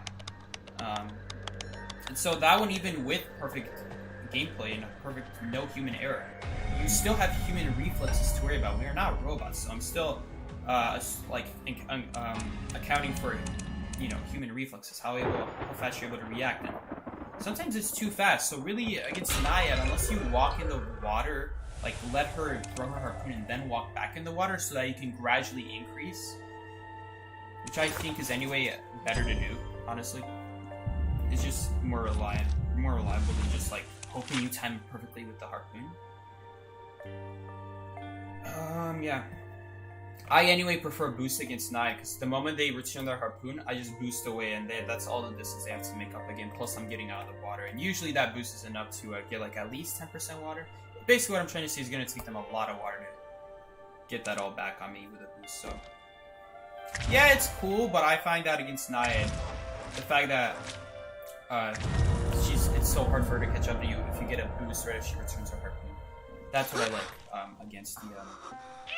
against Naiad.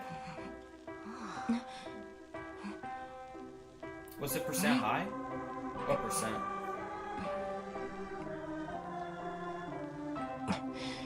20%. Becky, do you still stream on Twitch? No, I do not stream on Twitch anymore. I probably won't be streaming on Twitch for a long time, mostly because my YouTube audience is here on YouTube. That is the whole idea of my YouTube audience. But yeah. So for now, I'm not planning on returning to Twitch anytime soon.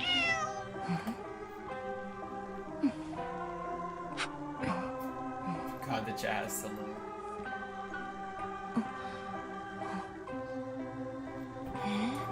Was there an Explorer question? You carry full snooze on First Officer. Well, that sounds really pointless. Who's gonna chase you as First Officer? You think Explorer should move faster when he's small? I don't think so.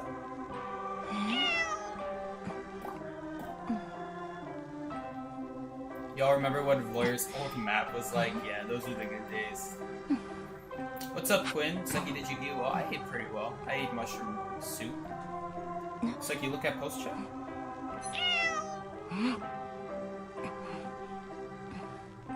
Was that close?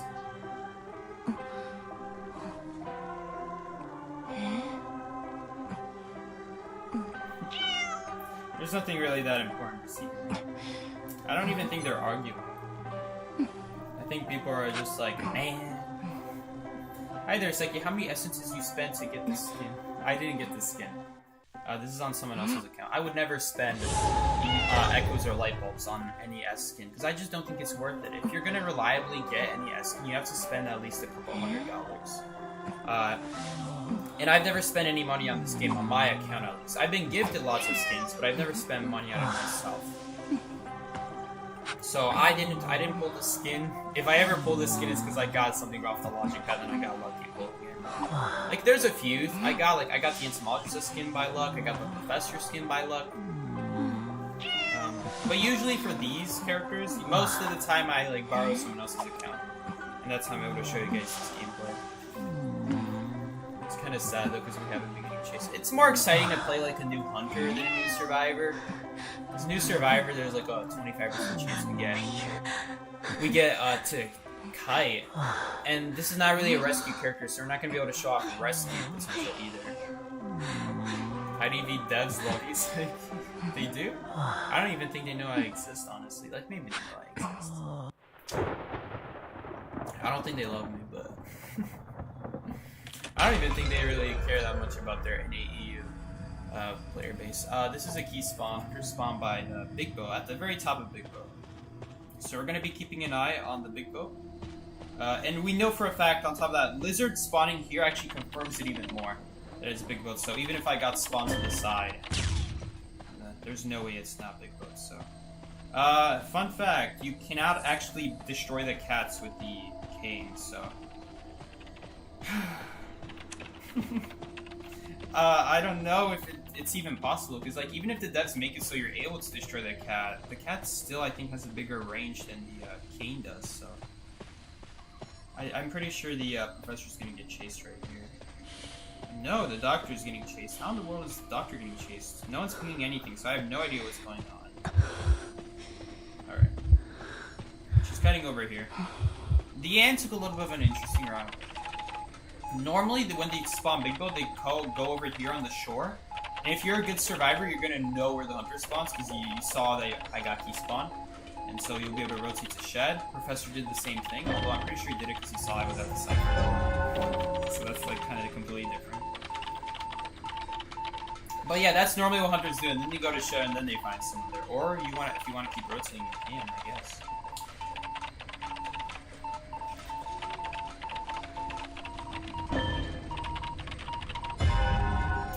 But yeah. Why people ban violinists in rank? Because his hair is long. People tend to just ban everything in low tier survivor rank. Usually you see Photographer and Blood Queen, and I think Nightmare. Not so much Nightmare, but every once in a while you get to see it. This would actually, she should have rescued there. Because she wasn't putting down the cross, now she missed the chance.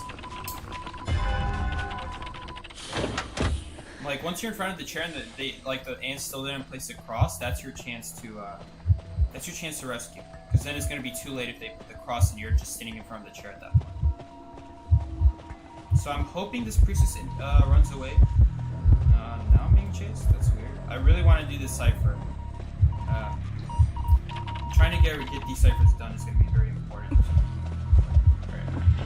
Alright. And she missed completely. I was actually going to eat that cat, and then she just missed. So yeah, I guess we'll test it right here. You cannot destroy the cat. And if I go any closer, I'm actually going to get the cat on me, so... It's not a thing you can do, unfortunately. If she didn't split her cats yet, it also does not work. I'm pretty sure. I saw a whole video on it. Someone on Twitter posted a whole video of what Antiquarian can destroy and not destroy. That would actually be a great video to steal and make my own. I mean, not steal, but you know, take my version of the recordings and then put it in my version of a YouTube video. Because I mean, come on, it's not an original idea. I can do it as long as the recording isn't stolen. Planning how to take ideas from other people. Anyway, I think it would be good to do, because that was a Twitter video, not a YouTube video, so I think it would be very informational. Were you gonna eat the cat? When I said eat the cat, I meant have the cat go on me. I wasn't gonna try to dodge it. In our current area, dodging that cat would be impossible without taking a basic hit, so I was just gonna eat the cat.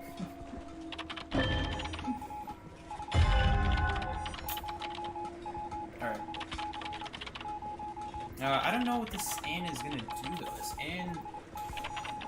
Is she not running trump card? Is she not gonna teleport here? Alright, so this should be an easy tie. We should be able to tie this.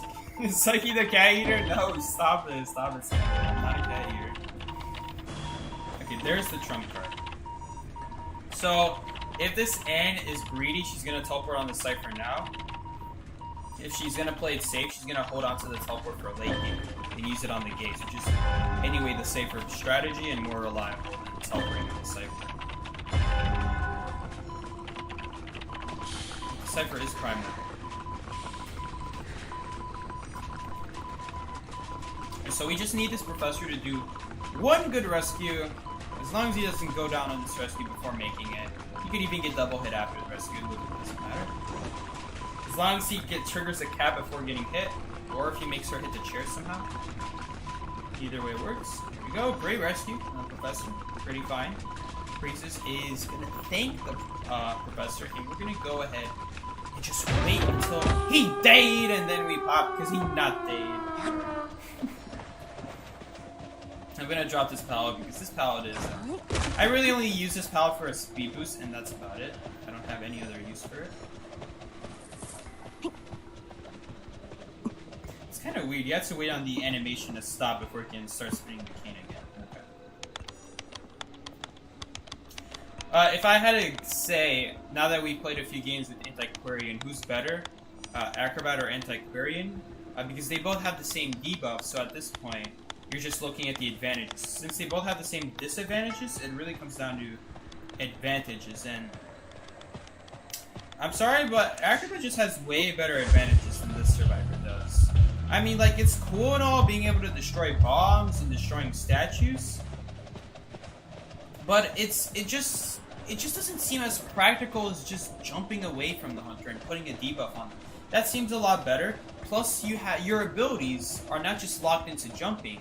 Your abilities as Acrobat also could involve helping other survivors, or maybe if you're not getting a big jump off, you could also, I don't know, you could also put just a small jump and put a debuff on the hunter. And that works fine as well. You don't have to get the world's biggest jump. Putting just one debuff is a really big deal. If the priestess pinged that she's still by our gate, we would have just walked to this one immediately. But hopefully this doesn't cause us trouble later on. Okay. Stream disconnected there for a second. I think we're back though. But yeah. Antiquarian is a mid hider but a strong harasser. I would recommend you go check out the bottom of this text before you say she's a strong supporter. I would say she's actually not a strong supporter. She's a mid-kiter and an even worse supporter in my opinion, because I can't actually look at it right now because I'm being chased, but I'll look at it in a second. If there's even one survivor near you, even one survivor, that disarm is reduced to 2 seconds. And the fact that she stuns her for 1.5 seconds mean that by the time they're not stunned anymore, they can already stun. So it's just subpar at best. I don't know what hunter in this game, it has to be Ripper, where stunning is better than anything else. I don't know. It doesn't seem great. It seems like the best value you're gonna get out of it is on a kite, destroying stuff. She cannot spam stuns, and the stun is also short. She's just very relatable. I thought she was gonna be a lot better, but they actually kept nerfing her in the test server. Until now we get this. I'm gonna, real quick, I want to go into a single training match just to see how far the cane actually reaches. Real quick. My sound is lagging. Well, that's not good. Is anyone else's sound lagging?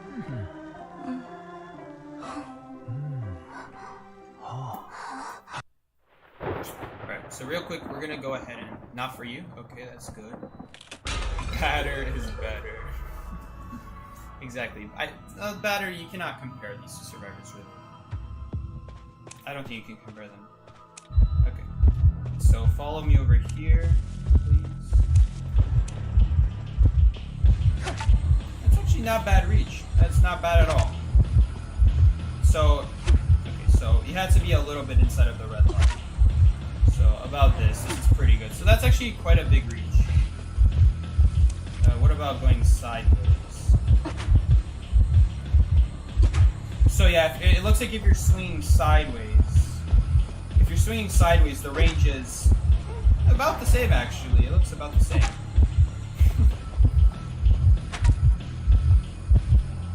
Like, I don't know. I'm not a big fan of it. It's cool. The survivor is cool. I just wish she had more practicality. This is not very practical to do on kites. That's not bad. Like, this is not bad. It's just like, I'm worried about Hunter's sidestepping.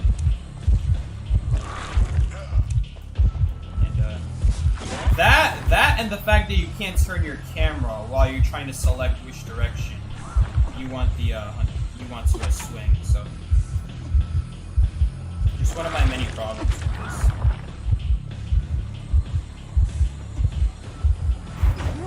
That's so weird seeing a hunter like walk with their arm broken. But yeah, you can destroy tentacles. I just don't see this ability as being very practical because I destroyed the tentacle. But unless I'm hitting the hunter, the fact that I had to stand still while destroying that tentacle, or statue, or bomb, or whatever that was, means that now that gives a chance for the hunter to not just hit me, but also just catch up more importantly. Yeah.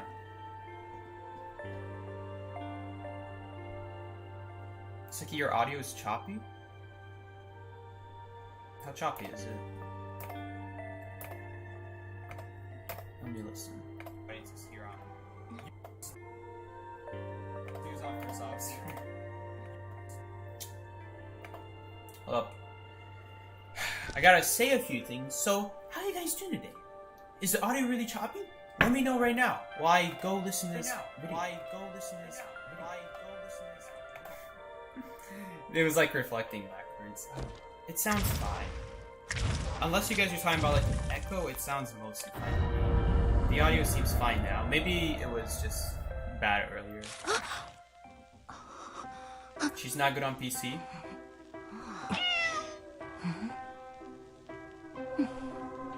It's not, sounds fine.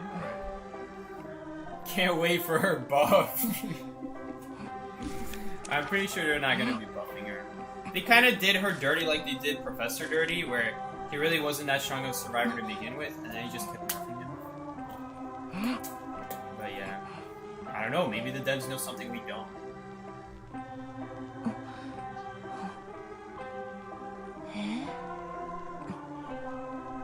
The game is a bit loud still? Really? You're right. I guess you're right, because the mic does seem a little bit less loud than usual. Huh. Why is that, actually? Because I'm looking at it now, and it doesn't look like it's going as high as it used to be. Anymore, at least. Okay. I'll turn down the game. I don't know why the mic is not picking up as well as it used to.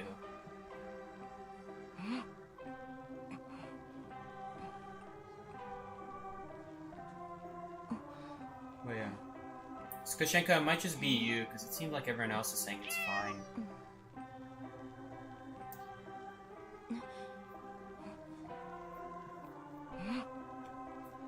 But yeah. I guess we had one good use of the jump. But otherwise, I don't think this Survivor is anything that special. The 5% boost, it's fine, it's cool. It kind of brings me back. Your mod said 2? Which mod? Well, it depends how long ago they said that. Quinn, how long ago was that?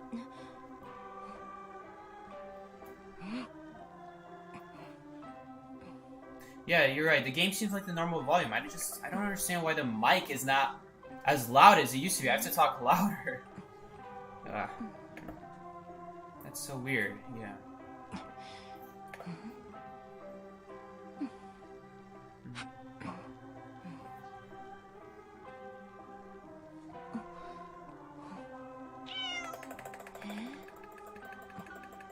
Maybe this is gonna do it? Guys, I'm gonna put the decibels really high. Tell me if this is doing anything. Is this doing anything? Is the game getting way too loud? Is my mic getting way too loud? Hold up, let me put it back to what it was before. What was it before? It was like negative something.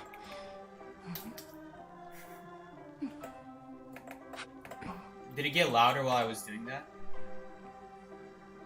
It's fine now? Your mic is fine, Psyche?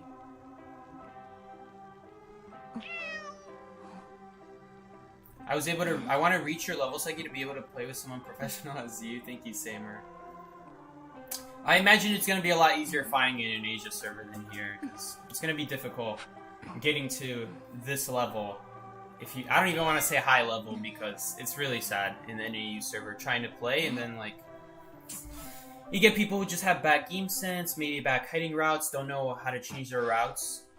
Do you know all/most key spawns? I would say most. Maybe there's like a few that I don't know on Chinatown. Definitely more than a few on Chinatown. But otherwise, there is really no spawn I don't know about.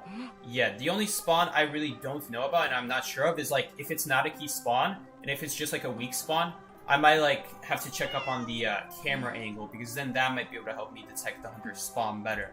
But if it's not a key spawn, I'll use other tips to help me figure out like, is it like where the hunter spawn? Even though I didn't get key spawn, you can actually use other people's spawn, or sometimes someone got a key spawn by you, you just have to find that person. You just have to know where to look.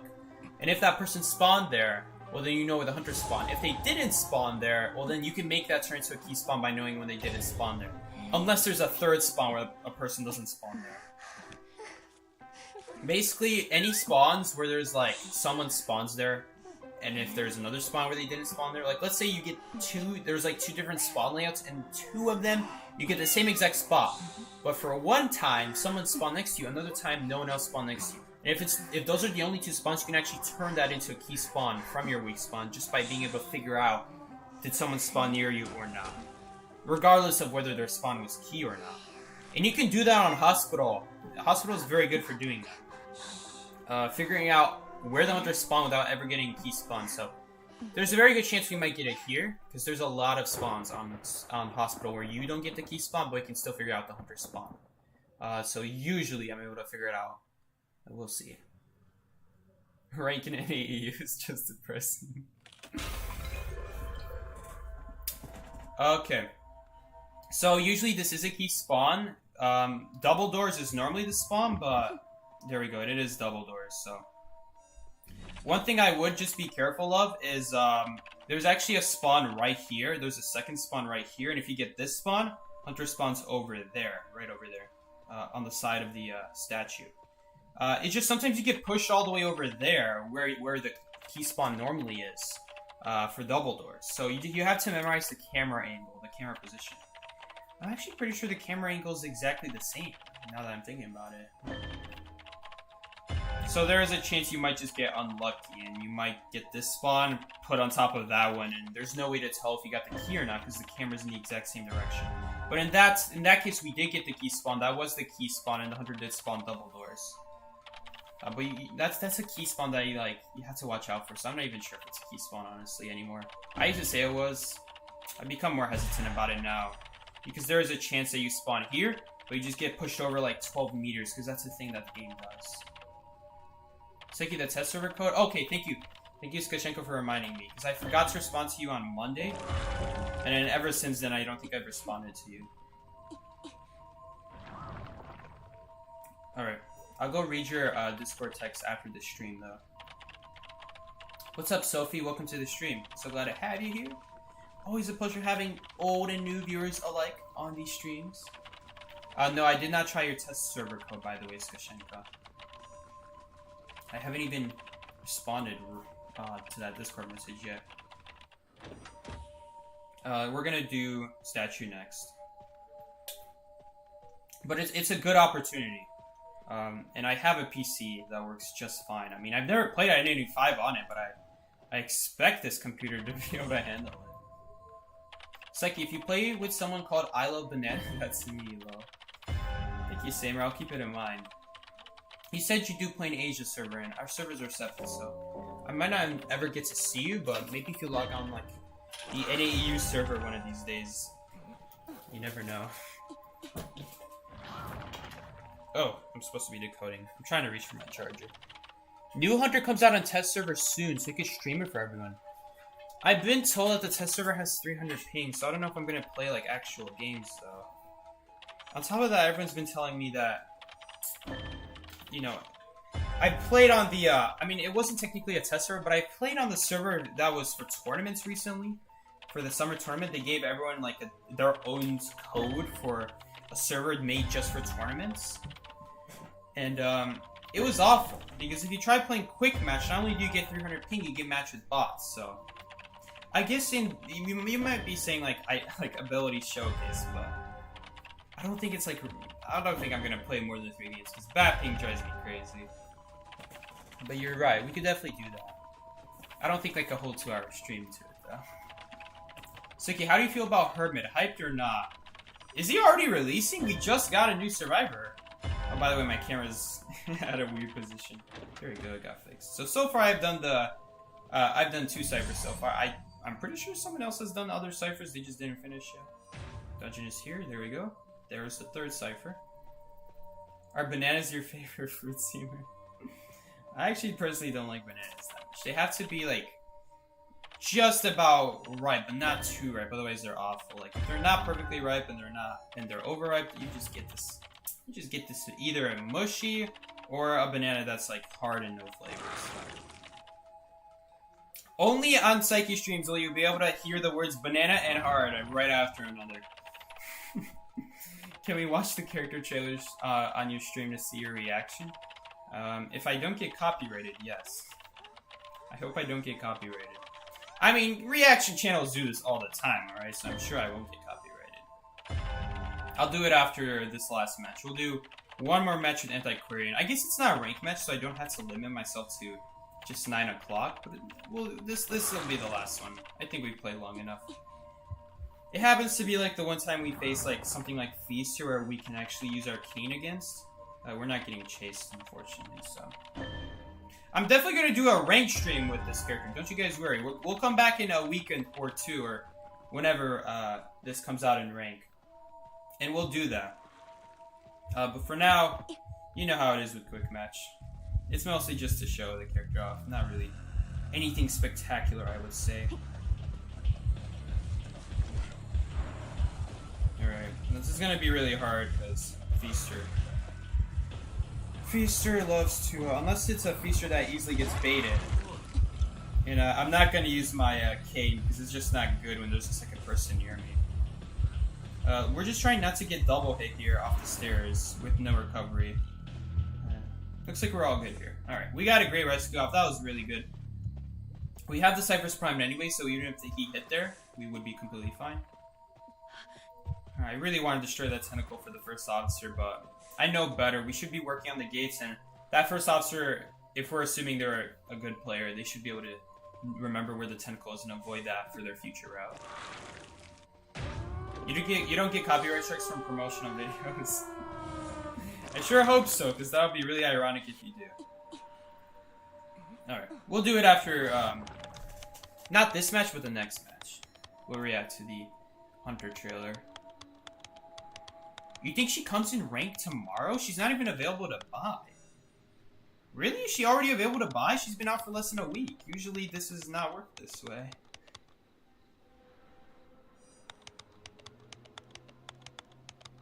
What does the spinning do? It makes you run 5% faster.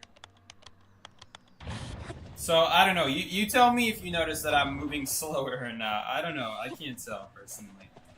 You'll just have to trust what the game says. It says you move 5% faster. It's very small. Can we finally destroy a tentacle? Come on, can we destroy one tentacle? I'm never gonna do this quest, am I? Tomorrow after maintenance you can buy her? Okay, that's how it... Wait a minute, after rank? During maintenance? But you can't even buy her right now. Usually the way it works is we have to wait 1 week to buy her and wait another week to play her in rank. Now that didn't help my question at all, Quinn. That didn't help at all. I'm just still just as confused, regardless of whether or not you can buy her right now. Can you buy her right now? Someone said it earlier you could, and I was like, nah. No, you can't.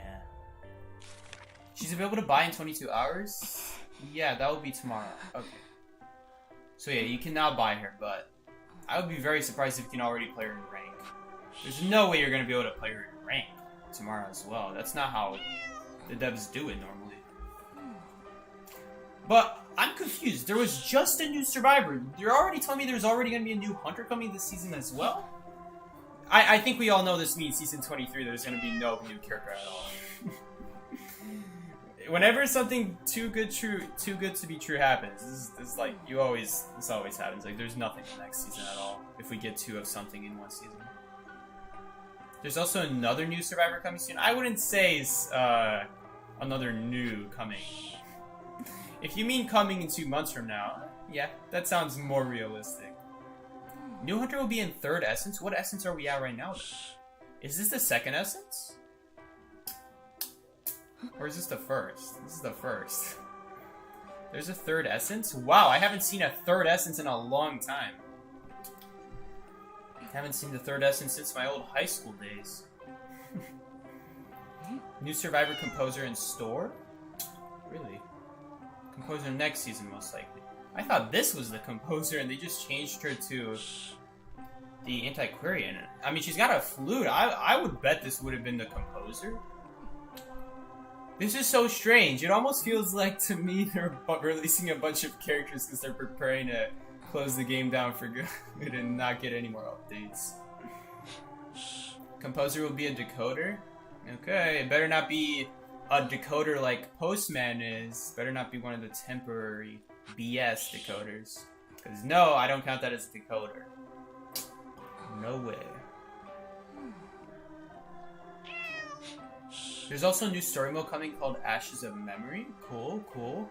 I've never been a big fan of the stories. I've never been too interested in it. It's more of like a, oh, that's nice. They've finally explaining this thing that's been unexplained for like 4 years or something like that. It's more of like a nice thing. I personally never cared about it. I don't know what else we could answer. Really, my biggest question in this game was like the little girl. That's all I really cared about. Like the little girl that was in the manor and that Orpheus was supposed to go find in the letter. Which, by the way, I'm pretty sure the little girl in the letter and the little girl in-game, in other words, his daughter, are not the same person, I'm pretty sure. Because it seemed like that commission letter for him being a detective and finding out where the girl went was not for his. It seemed like other people. Unless it was like the manor owner saying that, oh, my daughter is gone, you should go help me find her, and in reality it was him, like the manor owner, getting the. I guess that's one thing they could explain next story mode. They could explain the manor owner. Who is the manor owner? That's something they could do.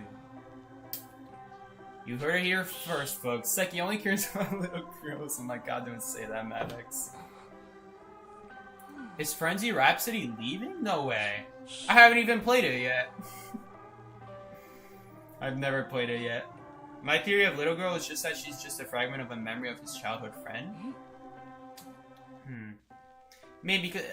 I don't know, it doesn't really seem right that it's his daughter. The story says it's his daughter. I wouldn't have written the story like that. Frenzy Rhapsody is temporary for now, really. Don't tell me it's leaving for good, though. That's not true. No way. This is how they're making sure people don't get bored of the new mode. But this is this is the best mode they've done since 2v8. I mean, the only thing that could be better at this point is 3v12. 3v12, what do you guys think? Frenzy Rhapsody is permanent, what do you mean? That's what I thought. Why would they remove the mode? Like, my only theory is that they don't want people to get bored of it. That's my only idea. It must be permanent? Well, I mean, Chasing Shadows wasn't permanent. That one keeps leaving and going. Has it come back since? I don't know if it's come back since. Man, dodge my question. Is that a dodgeball pun? Or did I actually dodge your question? Seki, you should join a game with Miki and I on dodgeball mode. We'll carry. Alright, we'll play one match after we react to the new hunter. Chasing Shadows is still around. Okay. Duo is the best. Tarot is better. Sorry, Tarot is the worst. Then Frenzy is worse. Blackjack is worse, and then Chasing Shadows is worse. Honestly, man. You're probably right about that. Tarot has a lot of good to it. It's just like a lot of people complain about the hunter perspective, and admittedly the hunter side is not as fun to play. Maybe you're just the person who doesn't really mind being stunned, but eventually like anyone could play that long and they're just gonna get sick of everything they do just being countered. I didn't realize Seki was live yet. I skipped yesterday because I was eating dinner for way too long, plus I was busy doing something yesterday, going out. And so today we're streaming the new Survivor. Coming out tomorrow, actually. You guys can buy this new Survivor tomorrow. I'm just playing with her today. I was supposed to do this Thursday, but I didn't have anyone to give me their account. Nitty was nice enough to not only pull the skin, but nice enough to give her account to use for this stream. Night isn't fun, but it's a good challenge. It definitely is. Getting used to all the harassers, like keeping your eye out for harassers. That's something you do have to do in 1v4 every once in a while. Is she any good? I have a feeling this is going to be way too hunter dependent to get any use out of. I don't know. We're going to play her more in rank when she comes out, but today we haven't gone against any sculptors, any like bonbons, like nothing special that we can really use arcane against to destroy hunter abilities. This is all about using it to like destroy hunter abilities, but there's only a handful of hunters that's actually helpful to do against, so I don't know, it's gonna be really hard to get value out of her. She seems meh at best.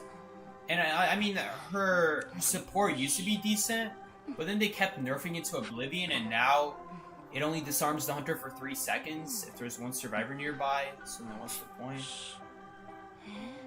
Actually, my bad, it's 2 seconds. It's the subsequent one is 3 seconds. I mean, you never know. Maybe I'm just playing her wrong. Maybe when I'm pushing the hunter, I should be pushing them constantly, back and forth. Like, push them forward, push them left, push them right, kind of like that.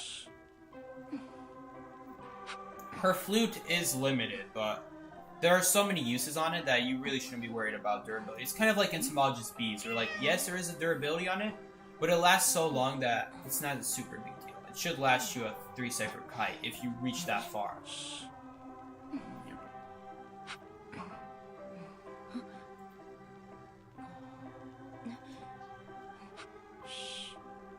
Can she search in chests after her ability is depleted? I'm pretty sure she can, though really that's not a great thing to be doing because chest abilities are not that good in the first place. My question is, why is she beating hunters with an instrument? Hello. I don't think it's supposed to be just an instrument. I think it's like an instrument. It's a mechanical flute, so it can extend out to be a weapon. I don't know, I'm sure there's something in Chinese history that explains this. Cheesy? Oh my god. Is everyone gonna be referring to her as Cheesy? My goodness. I just want to refer to her as Antiquarian. Is this her actual name, by the way? Baize? I'm pronouncing that wrong, aren't I? Chi-Shi? Come on. That doesn't sound like Z-I to me. That's spelled completely differently. Don't ask me, I don't know. Is like Cheesy another name of her? Have you seen her glitch? If you stand on top of the steps of basement and flip into the floor in front of it, not down the stairs, then she'll glitch into the basement. I'll try that in custom. We'll do that after this match. And then we'll review the new hunter, and then we'll do one match without you. Her real name is different. Chi-Z is an alias. Okay. Noted. Not that I'm pronouncing it right. Am I pronouncing that right? Cheesy? Dude on Red Church? Alright. She. Alright. If you don't like cheesy, she. It shouldn't be that hard. Her name means 7-Eleven. Sponsored by 7-Eleven, America's favorite fast food chain, just around the corner. It's more like a gas station without gas. Not Z, but Z, which is 11, and she is 11 in Chinese. Really? Oh, it's a number! Oh, it was trying to be a number. It's Roman numerals. I had no idea. Alright, we're playing on this game's most underrated survivor map, may I just say. Probably one of the best survivor maps in this game, and no one realizes how amazingly OP it is. Everyone instead complains about it. Guys, come on. Start memorizing the maps. It's not that hard. Come on, man. Her name is a pun, okay. Is she 11 years old?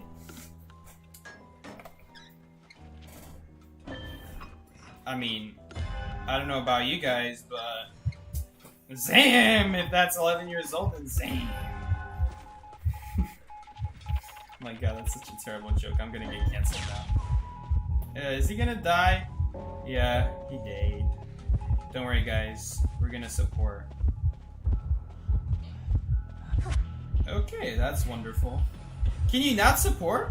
Can you not support with the cane, or was I just out of range? Either way, we did it too late. We did it too late anyway. We would have had her hit her into a wall at that point. I was trying to hit her while she was picking up. I wasn't focusing on the wall, honestly. I just wanted to make sure I'm at least hitting her. You're pretty sure I was out of range. I think I was out of range as well.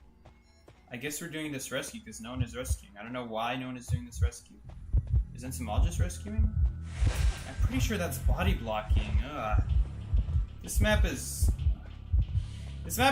really good for kiting as survivors, but man, there's a lot of places Hunter can body block. There's a chance she didn't do it correctly, but I'm not willing to test that. You actually cannot stun when they are picking up. Thank you. That's very good to know. Nuka Gummin, thank you so much. So apparently you cannot stun while they're picking up. That is... I don't know why. That doesn't make any sense to me. How come everyone else can do that? Only while carrying? That doesn't seem very practical at that point. Because if you hit them while carrying, then the survivor's always stuck in a freeing animation. You want to hit the hunter while the hunter's picking up, so that way they're not stuck in an animation.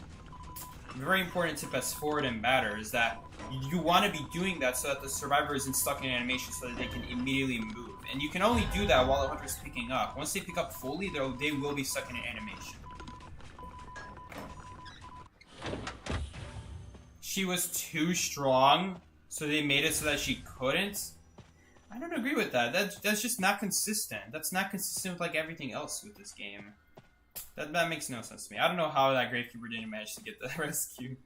I've actually never decoded this cipher before. I don't think I've... Okay, I didn't think there would be a wall. I thought there would be a hole there. No, I've never decoded this cipher before. I actually didn't know this cipher existed. I know there's a cipher on the other side of this wall, but I didn't know there was another one here. And this one might actually be even better because there's a pal right here. Honestly, this map is so underrated. This is a really good survivor map. A lot of good pallets here. She's essentially just batter plus acrobat, but way worse. I would put way in front of the worse. If I were you, I would put way. Alright. Screw this. I'm not going to go for a rescue. We're just going to go for a kite. I just want a kite. We haven't done a 1v1 kite, I don't think, this entire stream. Early on. One time. Alright. Thank goodness she did that. Because now, they can actually pick themselves up. That's really annoying. I keep trying to, like, use my cane. But I forget. I can't even move my camera. So that's really frustrating. Am I cornered here? No, I'm not cornered here. We can go backwards. Oh, that's... Okay, that was fine. That was good. That was good. We're just running short on pallets. That's the problem. And we're getting blocked. That should be good for 5 seconds. Please tell me there's a pallet here. There is, but it's just the fact that we have to stand still. It really hurts us. The fact that we have to stand still every time we do that really slows us down, and it's a huge deal. It's a really big problem with this character. And that was with basic hits. That wasn't even like abilities. Imagine if the hunter was like, if this was like a bonbon or a sculptor, we would have to be doing that on their abilities, which means we're not even inflicting push on them. We're actually just slowing ourselves down without slowing the hunter down. And this is not a practical survivor, is the problem. It's just not a practical survivor.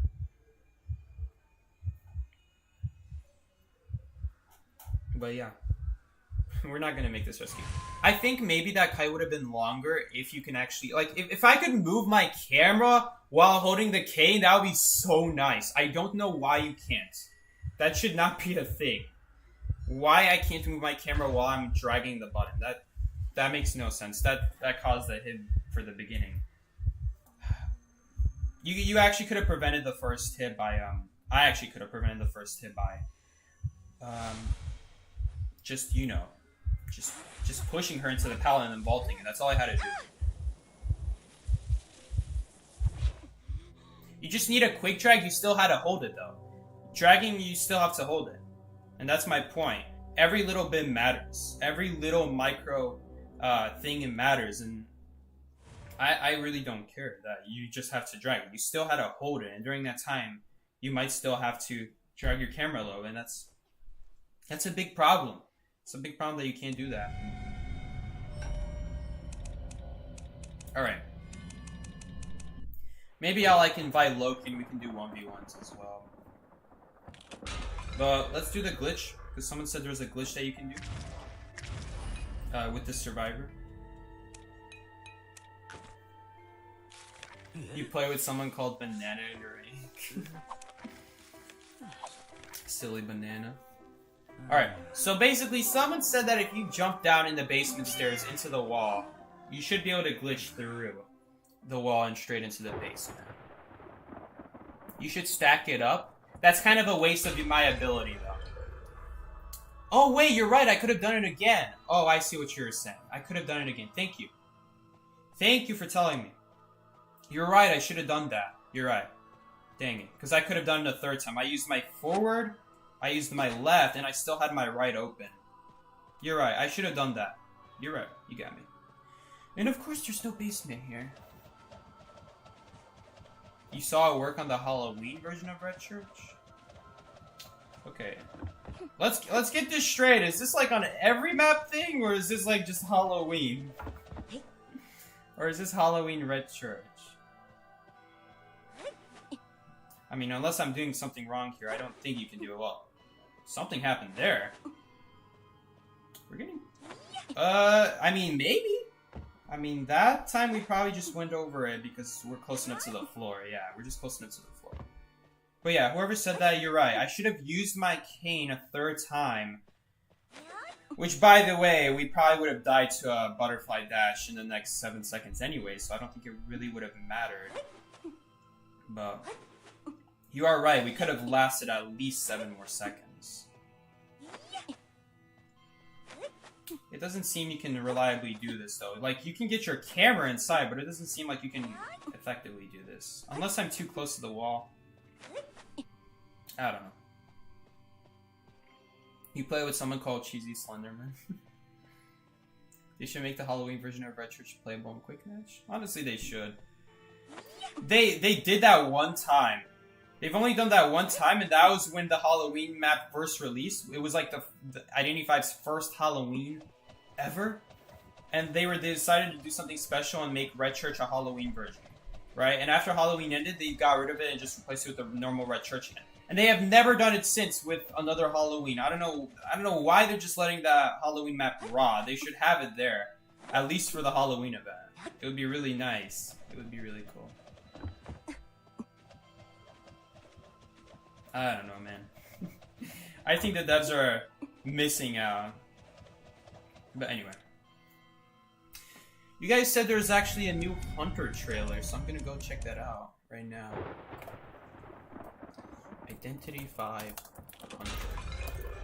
What's this guy's name again called? What was the Hunter's name again?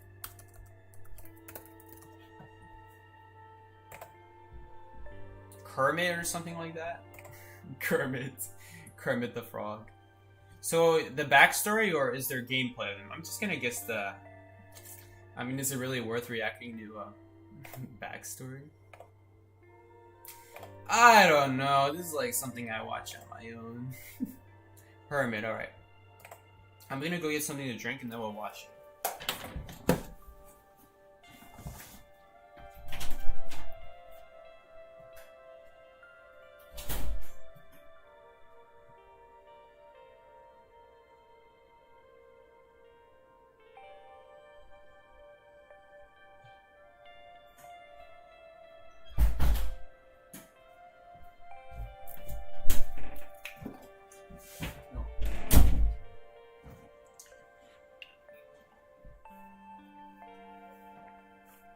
It's really hot in this room, I'm just not realizing.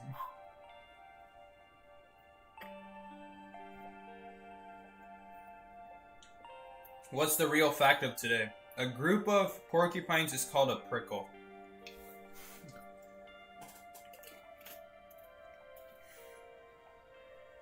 Your mom's a prickle. Alright. So let me figure out how to put this on the screen for you guys now. You're kind of close. Maybe it's possible, but if it relies that many tries to do and we still didn't pull it off, unless there's something I was doing wrong, maybe. Unless I was doing something wrong, it doesn't seem like that's a reliable thing to do. Because the problem with that is that if it like requires a very, very precise angle, it's just not realistic to do. Alright, especially on the stairs, because the stairs you want to be getting out of the stairs. You don't want to be by the stairs. You want to be getting down the stairs as soon as possible against the hunter. You don't want to be doing any lining up or random stuff right up the stairs, because then you're going to get double hit. It's not going to be good. Watch it be a gallon of orange juice.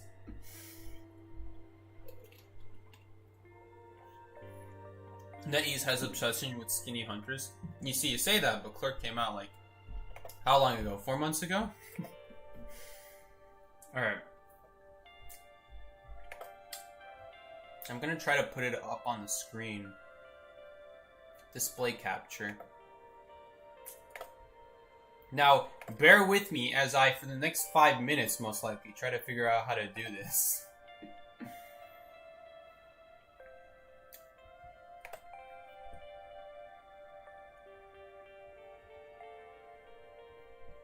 Alright. Suki, what's your favorite fruit? Orange? I would say pineapple, but pineapple kind of hurts my gums if I eat a ton of it. So orange is probably the safest bet, but I prefer the small oranges. I don't like the regular big oranges. I just call them small oranges. It's so bad. Alright. Here we go. We got it up on the screen. You guys can't see me, but I'm about to fix that real quick. There you go. Now you guys can see me.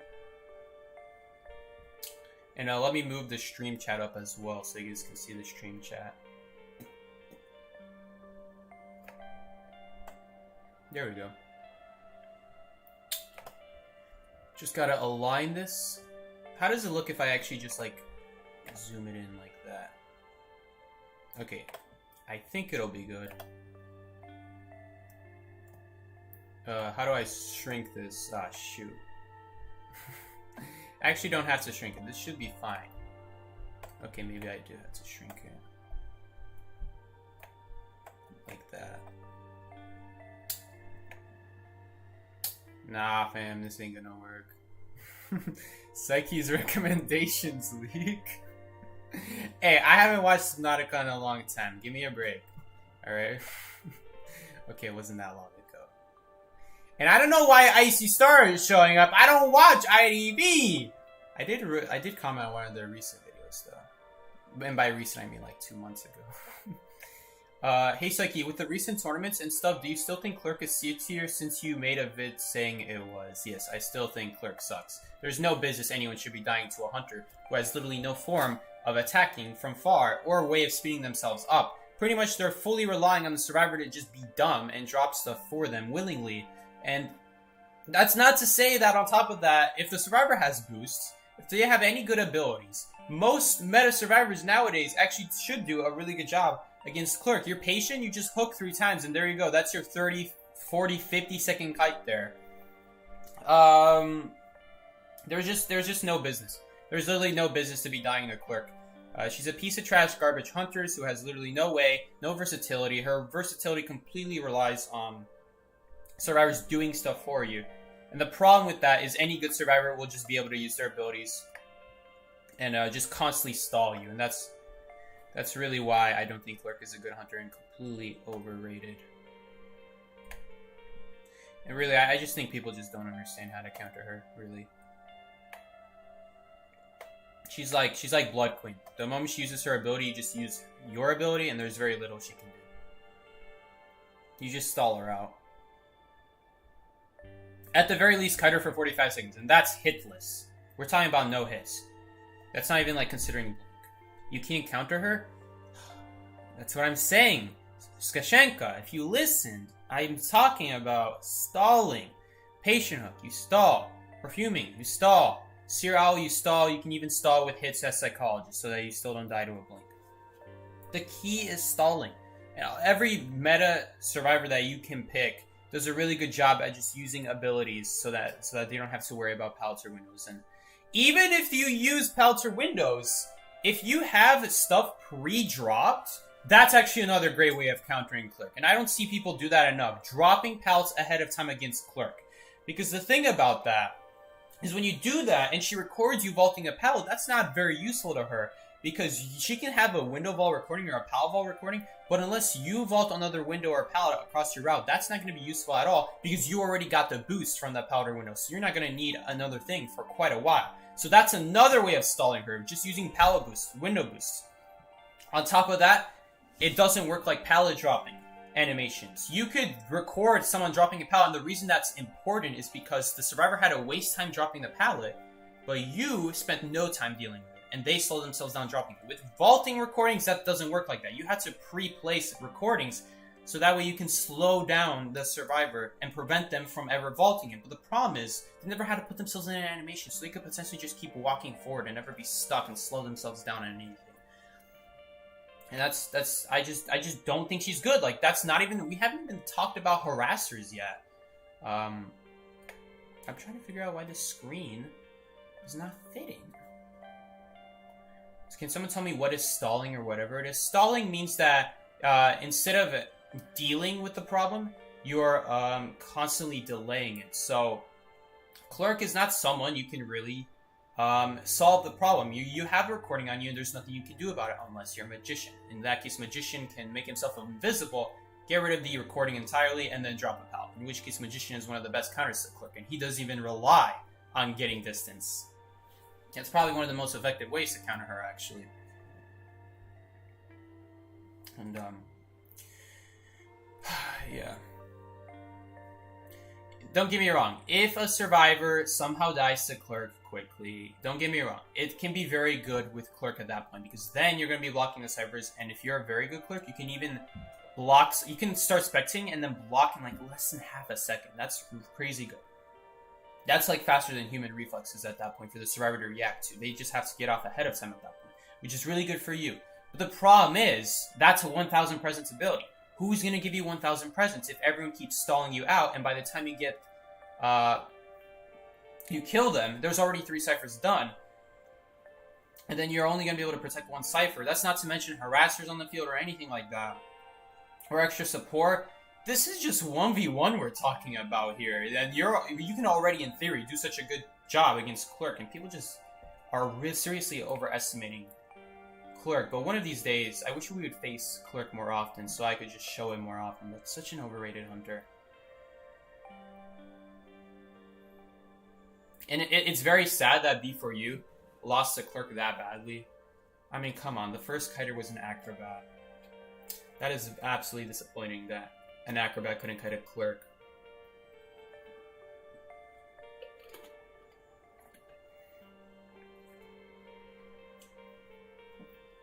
You have a 98% win rate with Clerk. What do I mean? Well, what I mean is that, in theory, if survivors know what they're doing, I'm not looking at other survivors here. I'm thinking about myself, what I would do if I was a smart survivor. And let's be honest here, a lot of survivors are not smart. A lot of survivors overrate stuff. They just listen to what people say and then they accept it as fate. They don't ever try to do anything about it. So they actually did something about it, and they actually thought, like I did, instead of just, oh, Clerk is so good, before you got lost to Clerk, what are we going to do against Clerk? Clerk is too broken, Clerk needs a buff, or nerf, or something like that, or nerf. I don't think she's going to get a buff. People just have such close-minded minds about this game. Seriously. But anyway, we're going to react to this video. I don't want to talk about Clerk anymore. Every time we talk about Clerk has like become my new like most overrated thing in the game. Like Barmaid, how Barmaid used to be my thing, and then Prisoner became my most overrated thing, and now Clerk is on that list of most overrated things. You can't escape that easy from her since she can see your outline behind walls. I'm not talking about escaping. I'm talking about stalling. Alright, if I was talking about escaping, trust me, I would say escaping. But I specifically said stalling. Stalling. Remember? Not problem solving. Not hiding. Not escaping. Stalling. We're going to watch this video and we're not going to be talking about Clerk anymore. Stalling is mid. Stalling is the best strategy against Clerk, and you cannot deny that. Anyway. When will you do a Barmaid livestream? You're right, I still have to do a Barmaid livestream because she got a buff. Anyway. I wish people would stop and just think for themselves for once instead of saying what people say about everything. Alright. Can I do this? Can this work? No. That doesn't solve anything. That actually made it a little bit worse.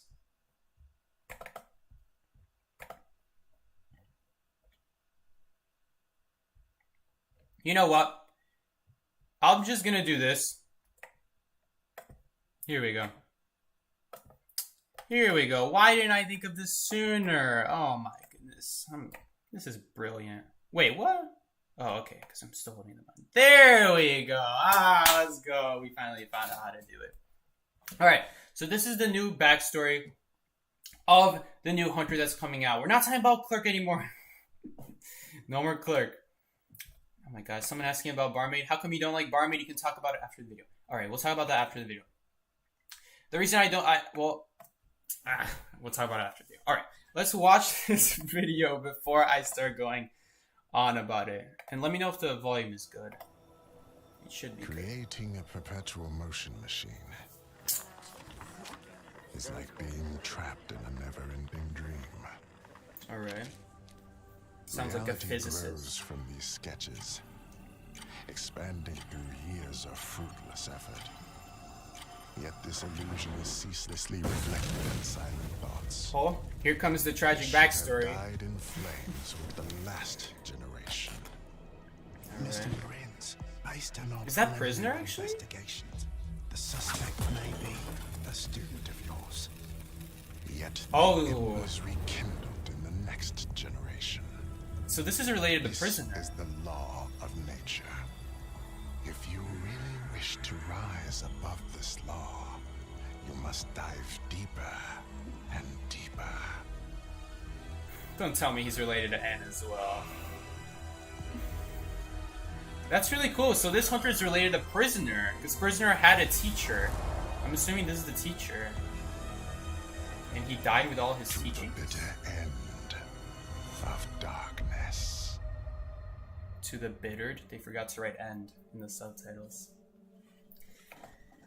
That's really cool. That's really cool. I mean, I don't know what to say.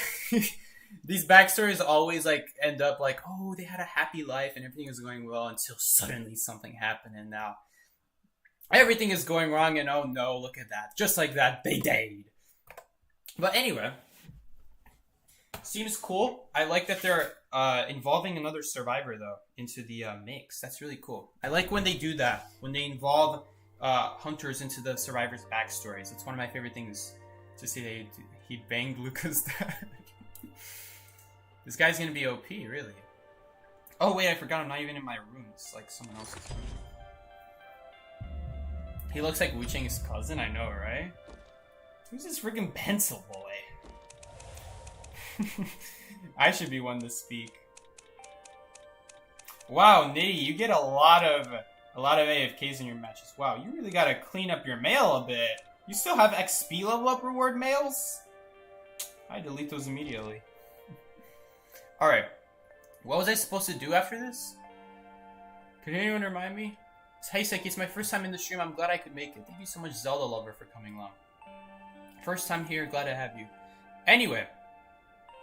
Barmaid. Yes, Barmaid. Why don't I like Barmaid? This hate stems years ago. Barmaid back then was a lot worse. Back then. Nowadays, I don't really hate Barmaid as much because they fixed a lot of those issues. She had too many issues. Way too many. She didn't start with a drink. So she always started off with a deco debuff. That was my small annoyance, just a small one. If you were damaged, you couldn't make another drink. If you were damaged, you couldn't drink the speed bottle. And the speed bottles actually damaged you halfway on top of that. So if you use the speed bottle, you could just straight up die to an ability or a blink at that exact moment for the next 8 seconds. And they fixed a lot of those problems. They fixed it. They made it so you start off with a bottle.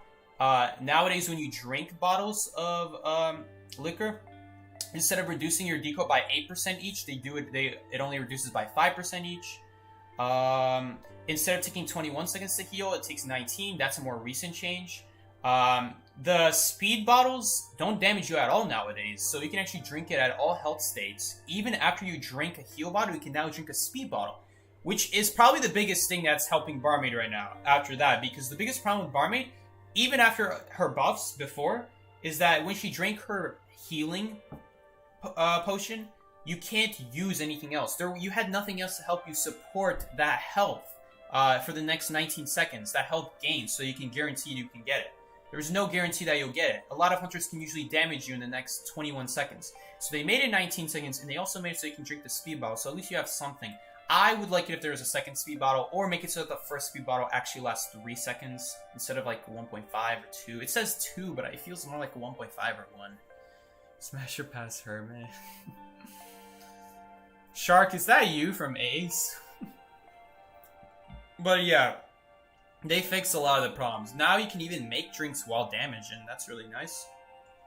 They also made it so when you're creating drinks, you're not being damaged yourself, so you could legit do it mid-kite now at no cost, and that's a lot of the changes they've made very good at Barmaid. But back then, she didn't have any of those, and that's why she was just so garbage. She was so trash, and the fact that I saw people using her just made me so angry, because I'm like, why are you using Barmaid? Perfumer is so much better. And at the time, Perfumer was S tier.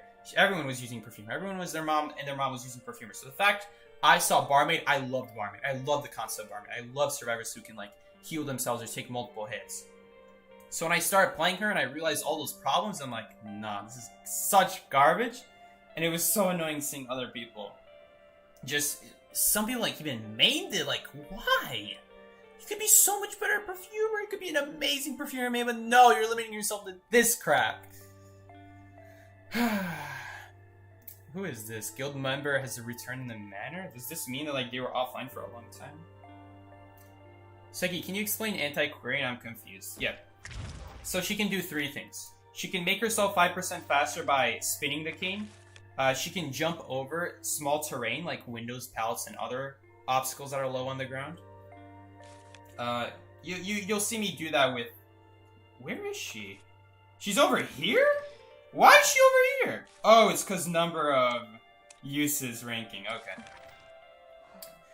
And then the third thing she can do is she can whip the hunter back and forth, and like also straight ahead. And if she does that, the hunter will be disarmed for 5 seconds, and they'll also be stunned. But the more important thing is they'll be disarmed. This ability has no cooldown besides just like the direction you swing. That's the only thing that has a cooldown. So you could seriously just swing left, swing right, swing straight without cooldown. And like you'll have a cooldown in each direction, but not on the cane itself. So if one cane isn't enough, you can use a second cane. And I guess that's fine. You know, I personally don't like the idea because I feel like I don't really think for the long term, if you're trying to do a 3-star kite, I don't know how. We haven't really done enough kites, you know. I've really only done that one geisha kite, and someone actually in the chat told me, it's like, you could have swung your cane again and prevented the hit. Or I could have, if I just was more used to how the camera doesn't turn, I would probably be more prepared for something else that happened. Sangiseki, the monkey wallpapers? What monkey wallpapers? But yeah. That's Antiquarian. She can also do a few other things, like she has tracks for 1 less second, and she stuns hunters for 10% longer, but also drops them 10% slower, but only if the hunter was swinging. It's like a bunch of stuff that, like, I don't know why people even cared about in the first place. That's not stuff that makes survivors good. It's just like a nice quality of life that really doesn't matter. I've been thinking about getting into Survivor. Which do you think is better, Psychologist or Antiquarian? Absolutely Psychologist. Get Psychologist, because Antiquarian, I can't see there being like an amazing use for her in tournaments or ranked match. I would just go a better Survivor, honestly. I'm definitely going to play her more in ranked, but for now I'm going to say go with what we know is already good. You never know. Maybe this is a good Survivor. I just don't know yet. Nice. Are you on EU, sir? I'm good. Yeah, I'm on an EU, but I'm going to assume that wasn't to me. Alright. Seki Waiki, how's the cat? Is she behaving or back in the cage? She's behaving. She's not in the cage at night anymore. It would be really nice if I had Loki here, and we could do 1v1s with this Survivor, because we didn't get to play enough with her. So I'm going to ask Loki real quick if he wants to play.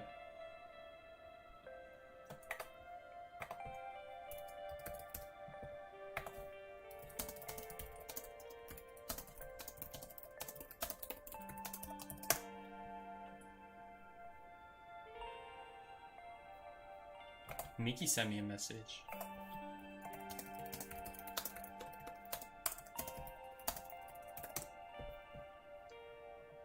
Alright, let's see what he says. Alright, Nitty, congratulations. You now have Loki officially on your friends list.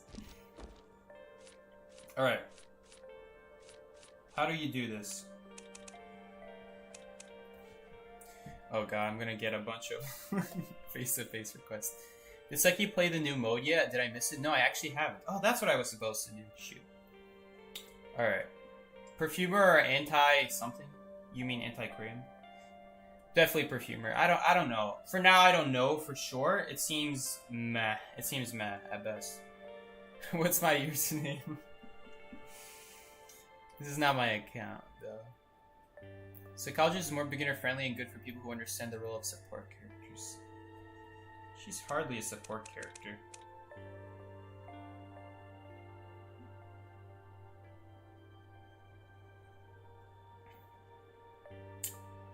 Look, he's being a boosted baka. Oh, is he already friends with Nitty?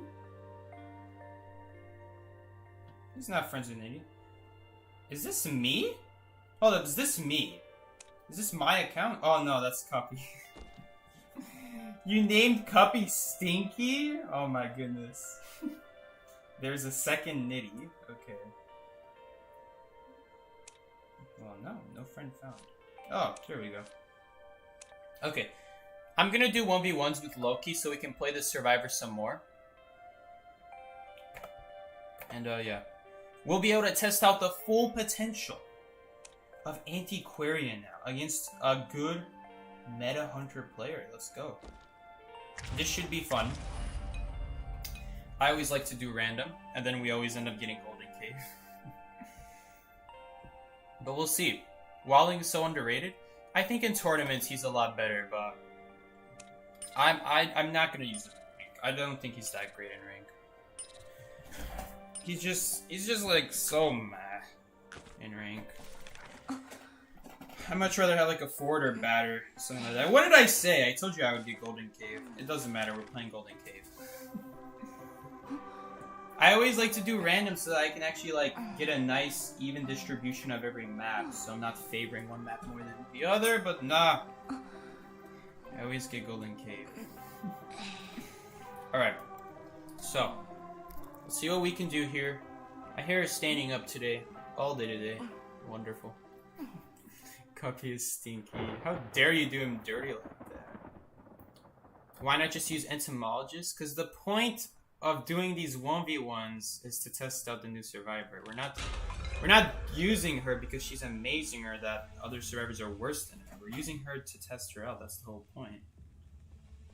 Axeboy? Okay, I guess we're not playing. I actually wanted to play on Golden Cave. Golden Cave, another underrated survivor map, by the way. Suki, how was it meeting your twin? You know, he was a little bit speechless when he first saw me. I wish we could communicate more, but you know, some people, that's their way of life. They just live speechless, and you know, seeing him was just great enough. So I'm glad I got the opportunity, even if we didn't get to exchange many words.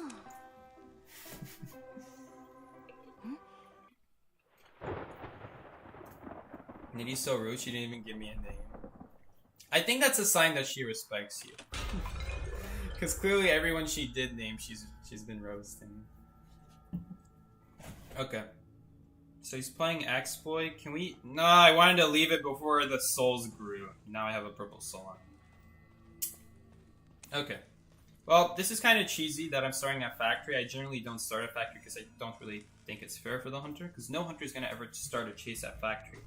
So if I don't get a heartbeat, I'm going to leave it. If he's like at the other end of the map, we'll be able to get to front gate first. But it doesn't look like that's happening. Alright. Still not great though, because we ended up transitioning into another area with souls. So nothing about this start of this kite is like what it would feel like in a real match. In a real match, I would have just stayed in the area I was in. He immediately vaulted. Oh, I can't even see when Blink is up. Okay. We are going to get a soul on us here. I might just try to dodge it here. Yeah. Okay, there's the Blink. Okay. Well, it was a nice try. Oh, I actually could have... I keep forgetting. I could actually hit him there again. I should have done that. I'm so dumb. Alright, so... Oh, okay. That was really close. I should have... Oh, I forgot. I'm forgetting a bunch of stuff, actually. I forgot that I can actually already also do this, so... we should be able to reach this, and let's see if he vaults it. He does. That's good for us, because now we can go around. But that's not actually going to be close enough. We're probably going to have to hit him here. That's not next to the wall? You're kidding me. How is that not by the wall? That's a problem. See, there's definitely like a learning curve. Like, it's not just that she is a little worse. There is definitely a learning curve, honestly. Oh, that was cool. That was cool, but we're still kind of dead. Is Loki not used to the fact that he can't swing? He might not have known that he couldn't swing there. It's kind of strange that he didn't end up doing anything. Come on, I swung! Why doesn't that work? Why didn't that work? That made no sense. There was even like a cooldown and everything. Did I do it too late?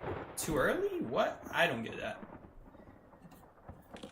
We'll have to play that out some more, but I don't understand that.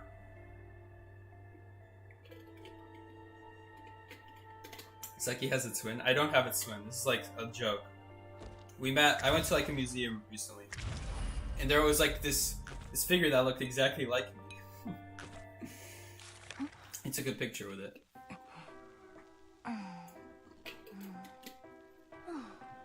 Yeah, you can swing at souls. It just didn't work there. She can't destroy Axeboy's flames? I saw it. I saw it though. I don't care. I'm gonna keep doing it. I'm not convinced. I saw her do it though.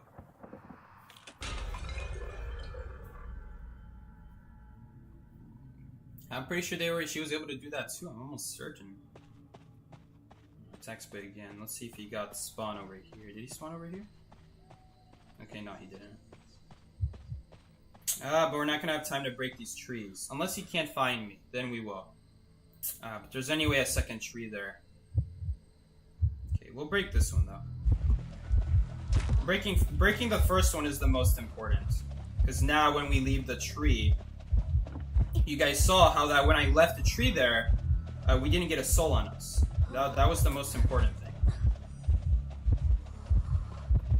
Actually, I should have went for that window again, because he's not running confined space. Alright, I guess we're gonna have double souls on us. Ooh, that was close. There's so many souls here, I can't keep track of it all. Did that not count as a hit? That didn't count as hitting him on the wall. I don't get it. I don't get it. How is that not close enough? I don't get how that's not close enough. Loki, you can't swing! Why did he waste a blink? I don't think he knows how this works. He's dropping another tree.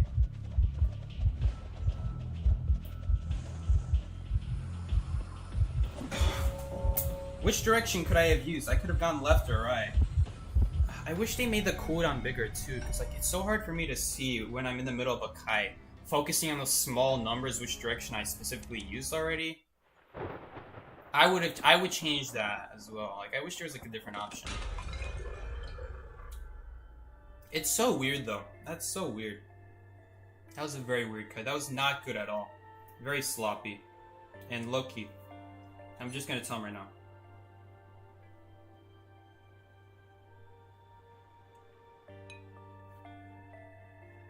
Alright.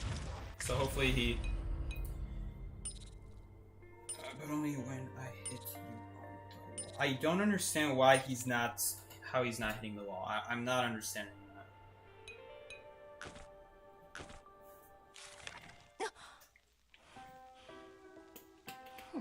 That guy was amazing? That guy was garbage.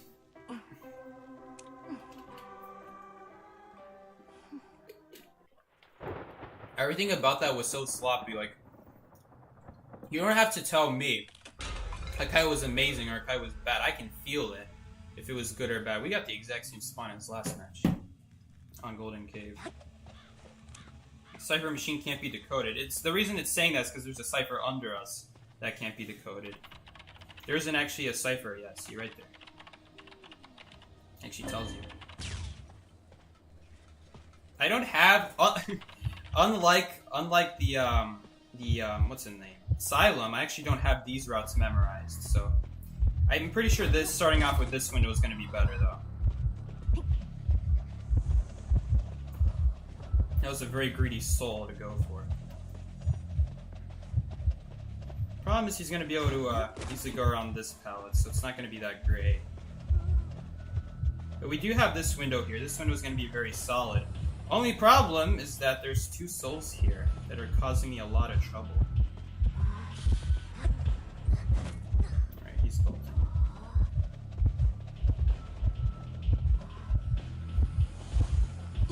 Yeah, it's too situational.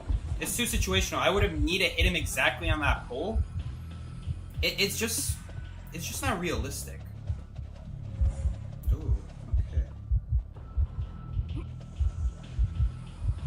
Can we reach that? No, he missed. See, if it wasn't so situational, it would definitely be a lot better, but it just feels so mad.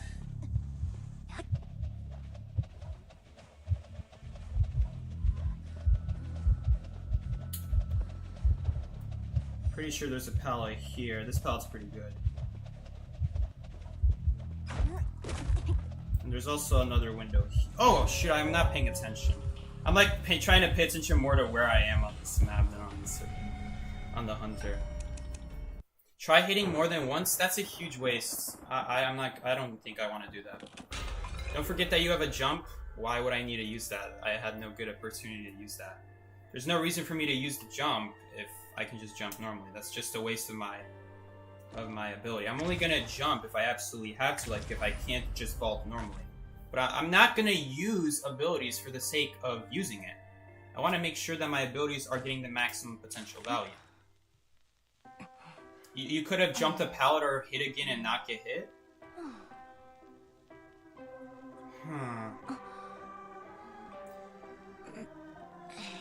The problem is that when I hit the first time, I hit him in an open area already. So I'm not going to try to go for a hit again, Alex, because I know what you're saying. I missed the first hit and it didn't hit him on anything. So you're saying I should have gone for another hit? I don't want to do that because I knocked him to an area that's already pretty open. It's even less likely that I'm going to be able to hit him.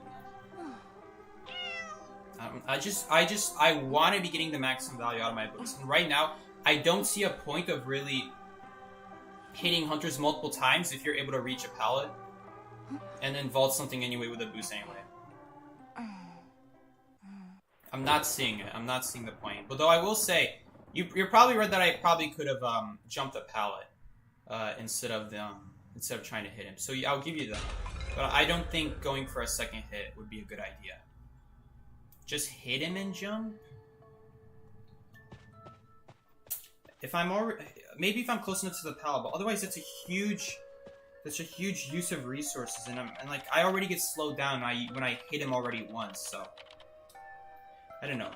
Again, that was also a map that I don't exactly remember it. We're gonna have a lot of fun. This is Blood Queen.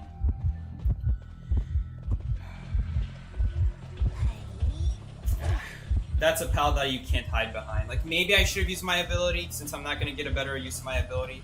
What is this? We're just going to lose this. We're going to lose this. There's nothing I can do against Blood Queen. So after this match, I'm just going to tell him, don't play Blood Queen, because there's nothing I can do. There's nothing I can do against Blood Queen. Like, maybe stay behind a wall or something. But I'm going to tell him to not play Blood Queen, because that's not fair. This is not a good survivor against Blood Queen. You just lose immediately.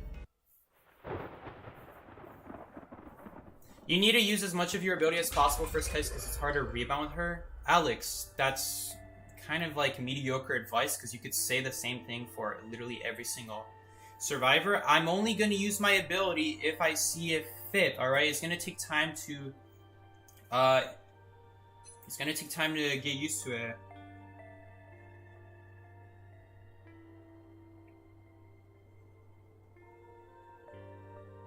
It's going to get time to get... It's gonna take time to get used to seeing these situations, but I don't want to like just dump all my abilities in like just 10 seconds and then I have like half of my stick left. That's not how you do efficient free cyber kites. That's not how you do it. If you're too careful about reserving it, you'll just get hit. Exactly. But if you're always carelessly using it, you're never going to learn to reserve it. If you reserve it, you can actually learn to see if better fit when you should have and shouldn't have. But if you keep wasting all your abilities, it's going to be hard to see where you should have and shouldn't have because they all did you something. But then it's going to be harder to pick out those situations where, well, did you really need it or did you really not? The only way you're going to know is if you didn't go for it and you really tried, bro. Honestly, maybe I should do these 1v1s not on stream, because I get a lot of... Dang, that was a good hit. I get a lot of judgment when I first do these. So maybe I should do these, like, afterwards or something. Because like, in the middle of me doing it, people are always at first being like, oh, you're not using your ability. I have to do it again. You see, the first time you use it, you're just stuck in a ability. Like, you're just stuck in an animation. I just really hate that. We're just gonna die now. It's so mediocre. It's just so dependent on your area. I don't like this at all.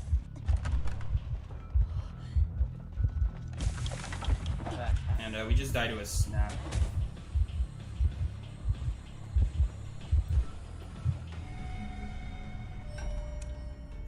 I know you guys are just trying to be helpful, but if I were to play every survivor the way you guys are suggesting, I would not be able to do 3 separate kites or 5 separate kites.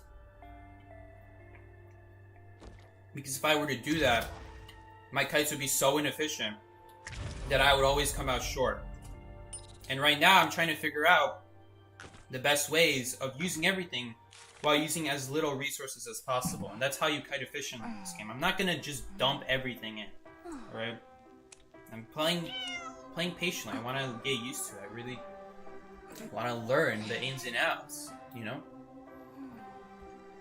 Skill issues. Exactly, skill issues.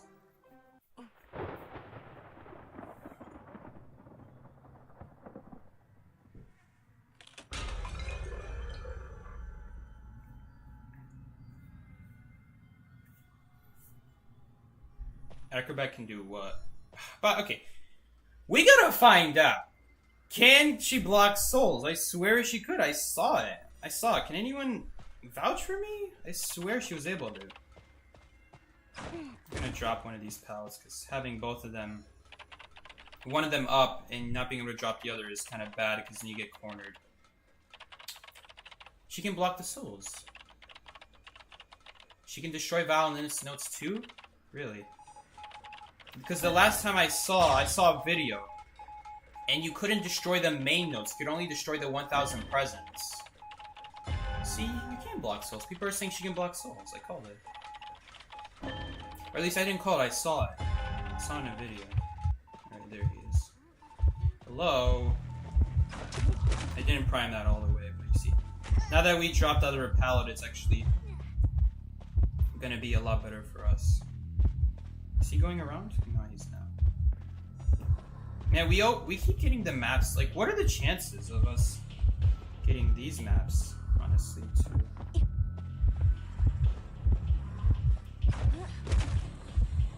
We're gonna go here, just so it's very annoying for the hunter to cut us off. But, yeah. Asylum is really broken because there's all these unavoidable pallets. That's really annoying. Now we just die to a blink, unfortunately. But yeah. Also, I've been forgetting to use my cane, but honestly, we didn't need the cane. That's why I wasn't using it. But we just died to a blink now. That really sucks.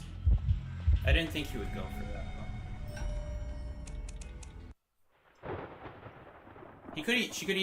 Wait, she couldn't destroy Mad Eye's walls? I know she can't destroy Mad Eye's walls. I feel like that one makes sense. I don't think she should be able to destroy Mad Eye's walls. I'm just gonna pick a map because it's kind of been ridiculous how many times we've been getting a non-ranked map. But that is a really good map for survivors. I just wasn't able to show you guys the really good route. But the really good route reaches a large portion of the map. It just so happened I didn't spawn near either of those portions.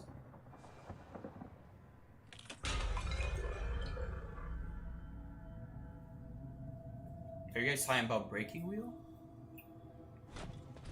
Speaking of Breaking Wheel, let's make sure we reach a window in time.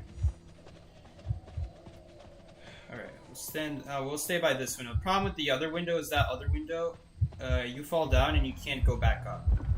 And I wasn't able to see where the hunter was, so that's unfortunate. We should still be fine, though.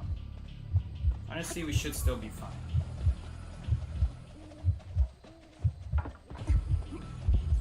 He's probably gonna... I expected him to block the window, not the pallet.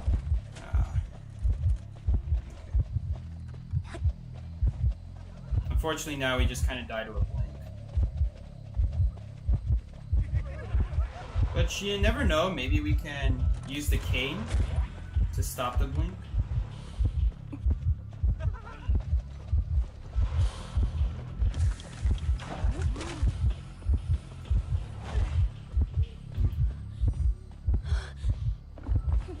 Nah, not possible. He hasn't played Sculptor once yet, though. Antiquarian can theoretically dodge the max presence ability. If you guys are talking about the wheel, then maybe if you stop them while they're coming out of wheel, maybe. That blink was so clean, it was a good blink. But I mean, come on. It's a blink. How hard can it be? Sorry, Seki, but I'm a lucky. Just because of a blink. Okay.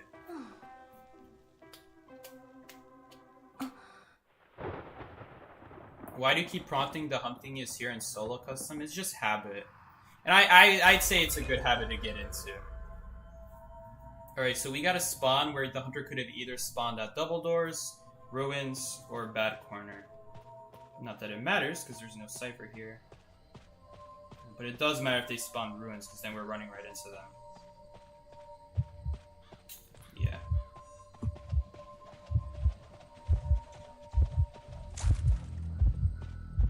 That's a 5-second bomb.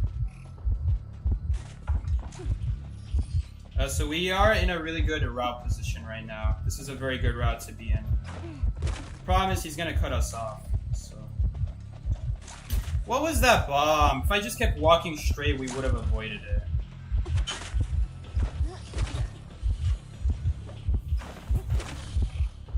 Okay, well, I mean, I guess this is still fine. Not really. I meant to destroy that bomb. That's kind of annoying. Not to use my cane.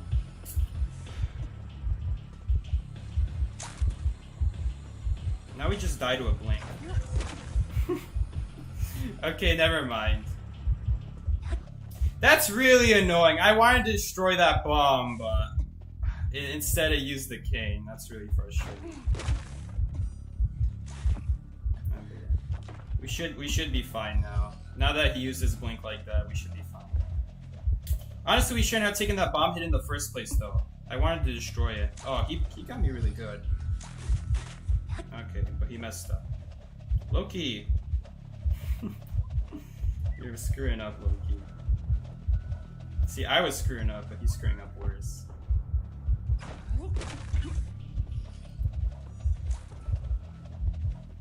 Pretty sure that doesn't reach. Yeah, not even. Force him to go around. That's completely fine. He prevents me from reaching the pallet, but that's okay.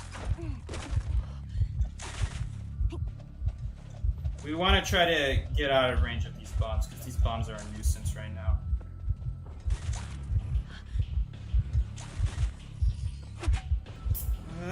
Jump! Okay, well... that sucks. I gotta get used to how long her animation is. Her animation is so ridiculously long. That's ridiculous, man. Also, I should have swung to the left, not to the, not straight. Because if I swung left, it would have automatically prevented him from swinging.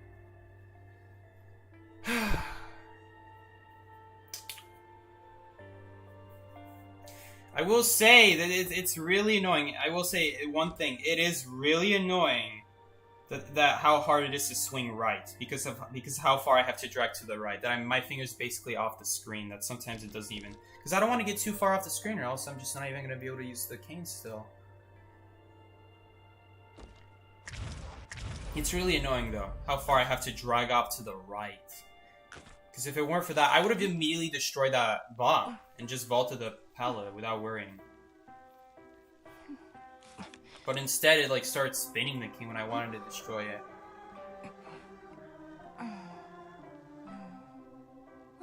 You gotta angle your camera up when you jump. Thank you, Captain Obvious. That was very helpful advice. Customize the button. You can't move the ability button. This is a key spawn, by the way. Hunter spawned at top road.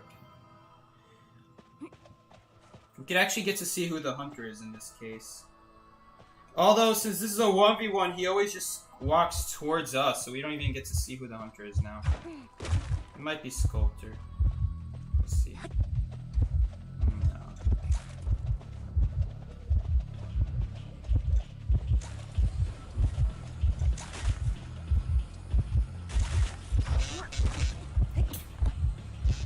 Let's see if he goes around. If he goes around, I'm vaulting this, and then we'll play patiently.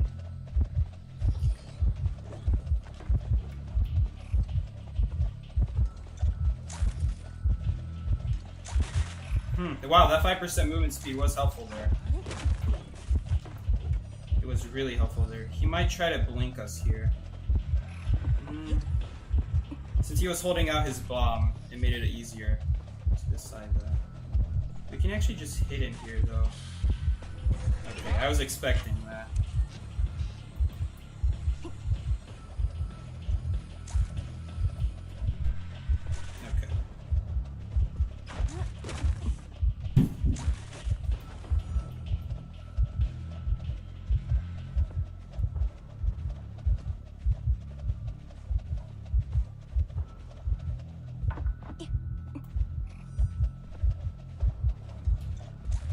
Oh, I'm getting stuck. Okay, that was a waste of a bomb. That's fine. That's another waste. Oh, is that? No, that wasn't. That actually still reached. That's crazy. I'm gonna guess he predicted that. I don't know. I'm gonna guess he predicted that prediction. First Psyche stream moment? What's up, Tay?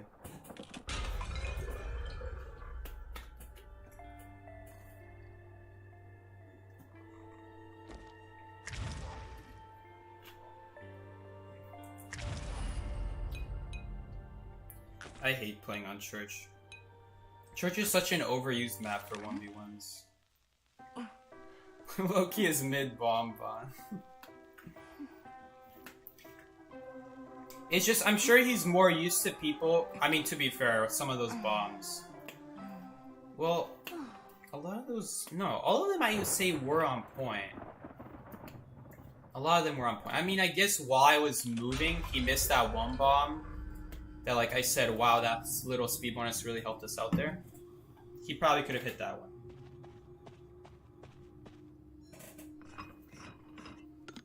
I don't play anymore. I don't play IDV anymore because I got storage problems. This game is like 9 gigabytes. It's gigantic. It used to be like 3. That was years ago. It's so big nowadays. He's playing Bonbon again. Alright. There's a few things we could do. I guess we could go to... I'm not going to use my king here because I'm anyway going to have to wait for the red light. Okay, unless I see him going up the stairs immediately. I'm actually not going to go to first stop. We'll kite here.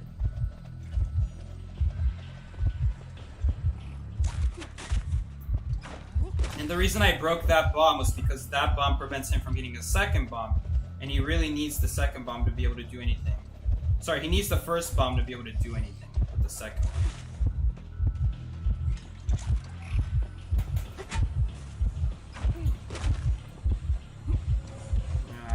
Oh, he can't swing! Ah. I should have vaulted that. That was a waste of a blink. I forgot he can't swing. That was my mistake. Should have had that one. I should have had that one. That one was my fault. I don't even have to jump there. I could have just vaulted it normally. But I forgot. I wasted like 1 second not realizing that he can't swing. Alright. And after that, once I realized that that's when I should have jumped. When he started placing bombs. When the dodgeball? I guess it's not happening today because we're just spending too much time. I don't really like anything that's not 1v4, honestly. Probably next stream, Wednesday, Thursday, whenever I feel like it. I'm not gonna make any promises anymore, at least. As I said, we would, but then like we didn't give this survivor the spotlight she deserves because every single day we played her today, it's like I think like we kited one time the first match, and then after that, I never really got another kite after that until the last match against the Geisha. The animation for hunters when they get stunned is so funny. It's really cute. I'm pretty sure each one is unique.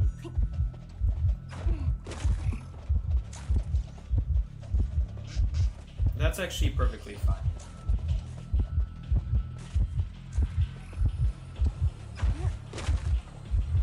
I'm perfectly okay with that. Like, it's fine. It's just like, it slows me down. Like, I shouldn't have done that. No, it's so hard to say, honestly. Maybe it's fine that we did that because now we're gonna be able to stall this blink out a long time. Like he's not gonna be able to get a good blink for a very long time. Never mind. That was very good. That was very well played.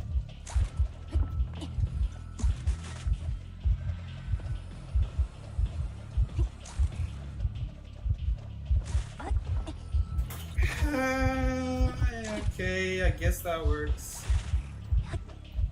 It works. I guess it works. Not beautiful, not great.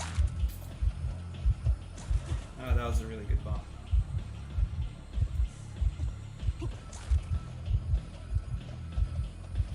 This pallet boost. The window boost is so important here. But we don't really want to stay at that window because it's going to give him an easy bomb. That's the problem. This is not easy. This is hard. Even against Bonbon, this is hard. I don't know what happened there, but I guess the bomb was on the other side of the pallet. Just jump over the fence? You want me to jump over the fence so that he can easily go around? That's not a good idea. It's not a good idea. You don't wanna be jumping. Oh wait. Oh. You mean like when I destroyed the bomb? You're saying I could have jumped there. That wouldn't solve anything. I would still take a bomb hit, and he would easily go around very quickly. Because I need to get him on the right side of the pallet. He was on... Right now, at that moment, the hunter was at the side of the pallet where if I jump, he'll go on the right. Alright? And then I'll vault that other pallet, and since he's still on the right, he can also go around that pallet as well. We need to hit on the left side, so that the left side pallet, like, he can go around one pallet, but it's very difficult for him to go around the other pallet. That's why I don't think jumping there is good. Because if we jump there, he's gonna go around, and then we have the other pallet, he can also go around that one very easily. Oh, Loki left? Loki. You could go right there after the jump. He's gonna go right, though. He's gonna go right, so I can't do that. So once I jump, he's gonna go right. And I'm also gonna take a bomb hit there. There's no way I'm not gonna take a bomb hit without going out of my way.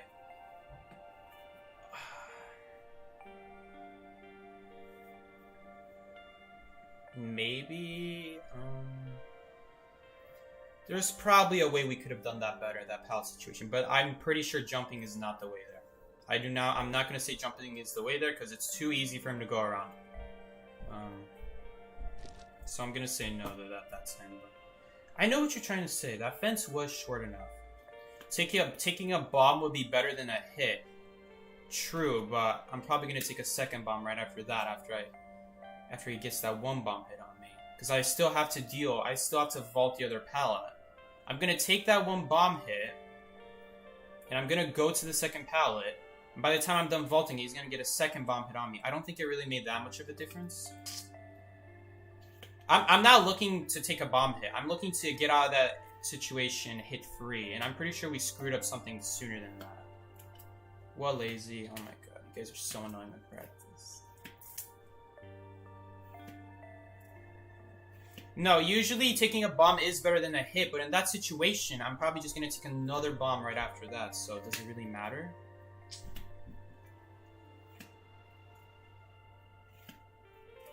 That's what I'm saying, though. Like, in the situation we were in, I don't think there's any way we could have gotten out of that. I think it's something I did earlier.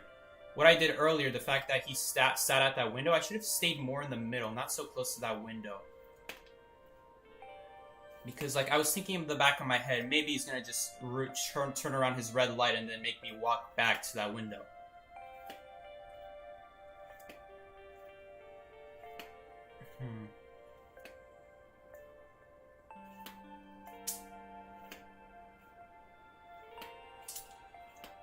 I don't know, though. I don't know. It's hard to figure out the best one whilst kiting. It's not that hard. It's just, like... That really came down to, like, a, tall wall situation. I just couldn't see him so I can't know for sure. That part, it kind of depends who your hunter is. Like, Loki's a smart hunter, so he's more likely to turn around and stand at the window rather than turn around and go opposite direction. Because most hunters would do that, and the survivor doesn't know they're doing that. That's the reason it works. But Loki, knowing that I know that the red light exists, he knows I'm looking backwards, and he's making sure that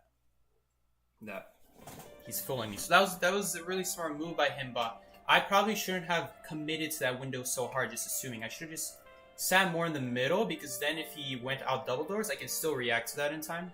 And if he went out the window, I can also still react to that. So staying in the middle would have been fine there. But the fact that I got so close to the window forced me to use the pallet the way I did there. But the problem is, since he came from the window side, it's very easy for him to go around that pallet. So since he's going around, I have to go around. And then if I go around, I'm still stuck at that pallet though, and I can't really vault it because he's going to drop a bomb. So that forces me to go around again and use that second pallet. So really the problem there was that I don't think it's the way I dealt with that situation. Although it's possible, maybe I could have gone for a cane hit. I think it's too risky.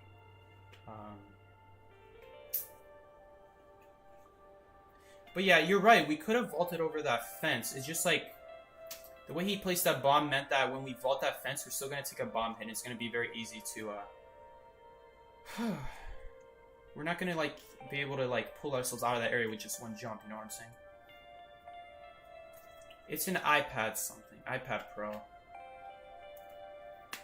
But yeah, you're right. For those of you who are like, wondering, what are we talking about? I'll show it right now.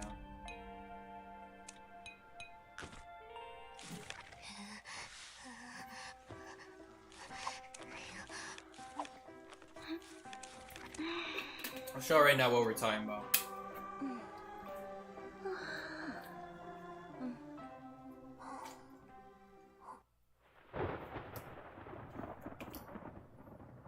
Magician got so popular after the buff. He's a good survivor. He's a good survivor. Honestly, some people still underrate him. So basically, these are hospital fences, and only hospital has these fences. And these are more like benches, but you can actually jump over these. And you can do this as any survivor that can jump over. So Wildling, Acrobat, and now this survivor, I guess, can do it. The problem is it's really area dependent, because in this situation, jumping over this fence is kind of useless unless that pallet is dropped. And you can't make it around this window in time without getting hit. In that case, jumping here is fine. Is it fine in the long term, though? Probably not. You're probably not going to be able to still vault anything without getting hit by an ability.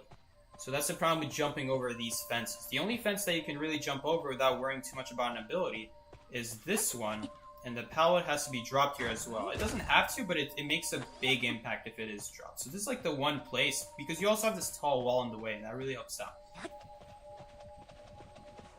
Now going into this area, in this spot, we had this pallet dropped. Okay, so here's what was going on. We were here at this window, and we were looking back, and we saw the hunter stop looking in the direction of the window. So, once we see the red light go away, that means two things. Either Hunter is walking around over here, back to the double door side, trying to cut me off, or the Hunter was smart, expecting me to expect him to go backwards, and they pull their red light backwards like this, while still able to have vision on me with, like, the window right here. And then they vaulted, once I get closer. So once I was over here, well, now I can't really go to the double doors anymore. I'm kind of stuck with this pallet. And I dropped it here. Right here, this is where I dropped it. If we could reset the pallets. The problem is, he's on the right side. So he can easily go around this pallet. But we still have to drop it so that it's harder for him to maneuver around. So then we go around here. He drops a bomb there, I think. I don't remember. But either way, I can't really vault it. And then we're stuck here. In this situation. Now, I'm kind of considering now, depending on how close he was, we maybe could have gone shed. And then done this. Sorry, that was too early. Then done this. Maybe we could have done that, but I don't think we had enough distance. So, honestly, we also could have done this. This actually would have been also fine. Because it would be blocking his path completely, and then we also might have access to rooms. It's riskier. It's riskier, though. Because he might just corner us with bombs and refuse to hit us, and then keep damaging us with bombs and then blink us in. So then this pallet was dropped, and basically, long story short, eventually we walked around this pallet. I couldn't vault this. Maybe I could have actually jumped over it in time without getting hit. Maybe that's what I could have done. That probably would be our way out. But no, I ran over here, and then he dropped a bomb at this pallet. So Skashenko was saying I could have jumped this fence. The problem is he's hugging this wall on the right. The moment I jump that height, Hunter's easily gonna go around and hit me. So maybe I could have done something like this. Problem is I would have gotten hit by the bomb then. So there was really no out here. Really, in this situation, there was nothing we could have done there. It was something I had to do earlier. And the best thing we could have done earlier was just stand here at the rock and just been patient instead of committing to the window. So? Okay. But yeah. I'm gonna go, guys, now. That was pretty... That was, like, really good against, Bonbon. Definitely a lot more useful against Bonbon. It's just, like... It's gonna take some practice. But she doesn't seem all that bad. It just feels like a little hunter dependent. But otherwise, not a bad survivor. It just feels like better options exist. So, I'm gonna go now, guys. Thank you all so much for joining along the stream. It's like you could go for the next drop pallets. Nah, then I don't remember. I'll think about it some more. But yeah, if you guys enjoyed this stream, thank you all so much for watching. We have a Discord server. It's in the description. My days I stream are Monday, Wednesday, Friday. Monday, Wednesday, Thursday. Sorry, not Friday. And I stream in the afternoon on Wednesdays, not at night. So, thank you all so much for joining along. I'll see you all later. Take care, guys. This has been sick. I don't watch YouTubers that re-upload others' games. Alright, see you guys. Thank you, Sklishenka, for stopping by.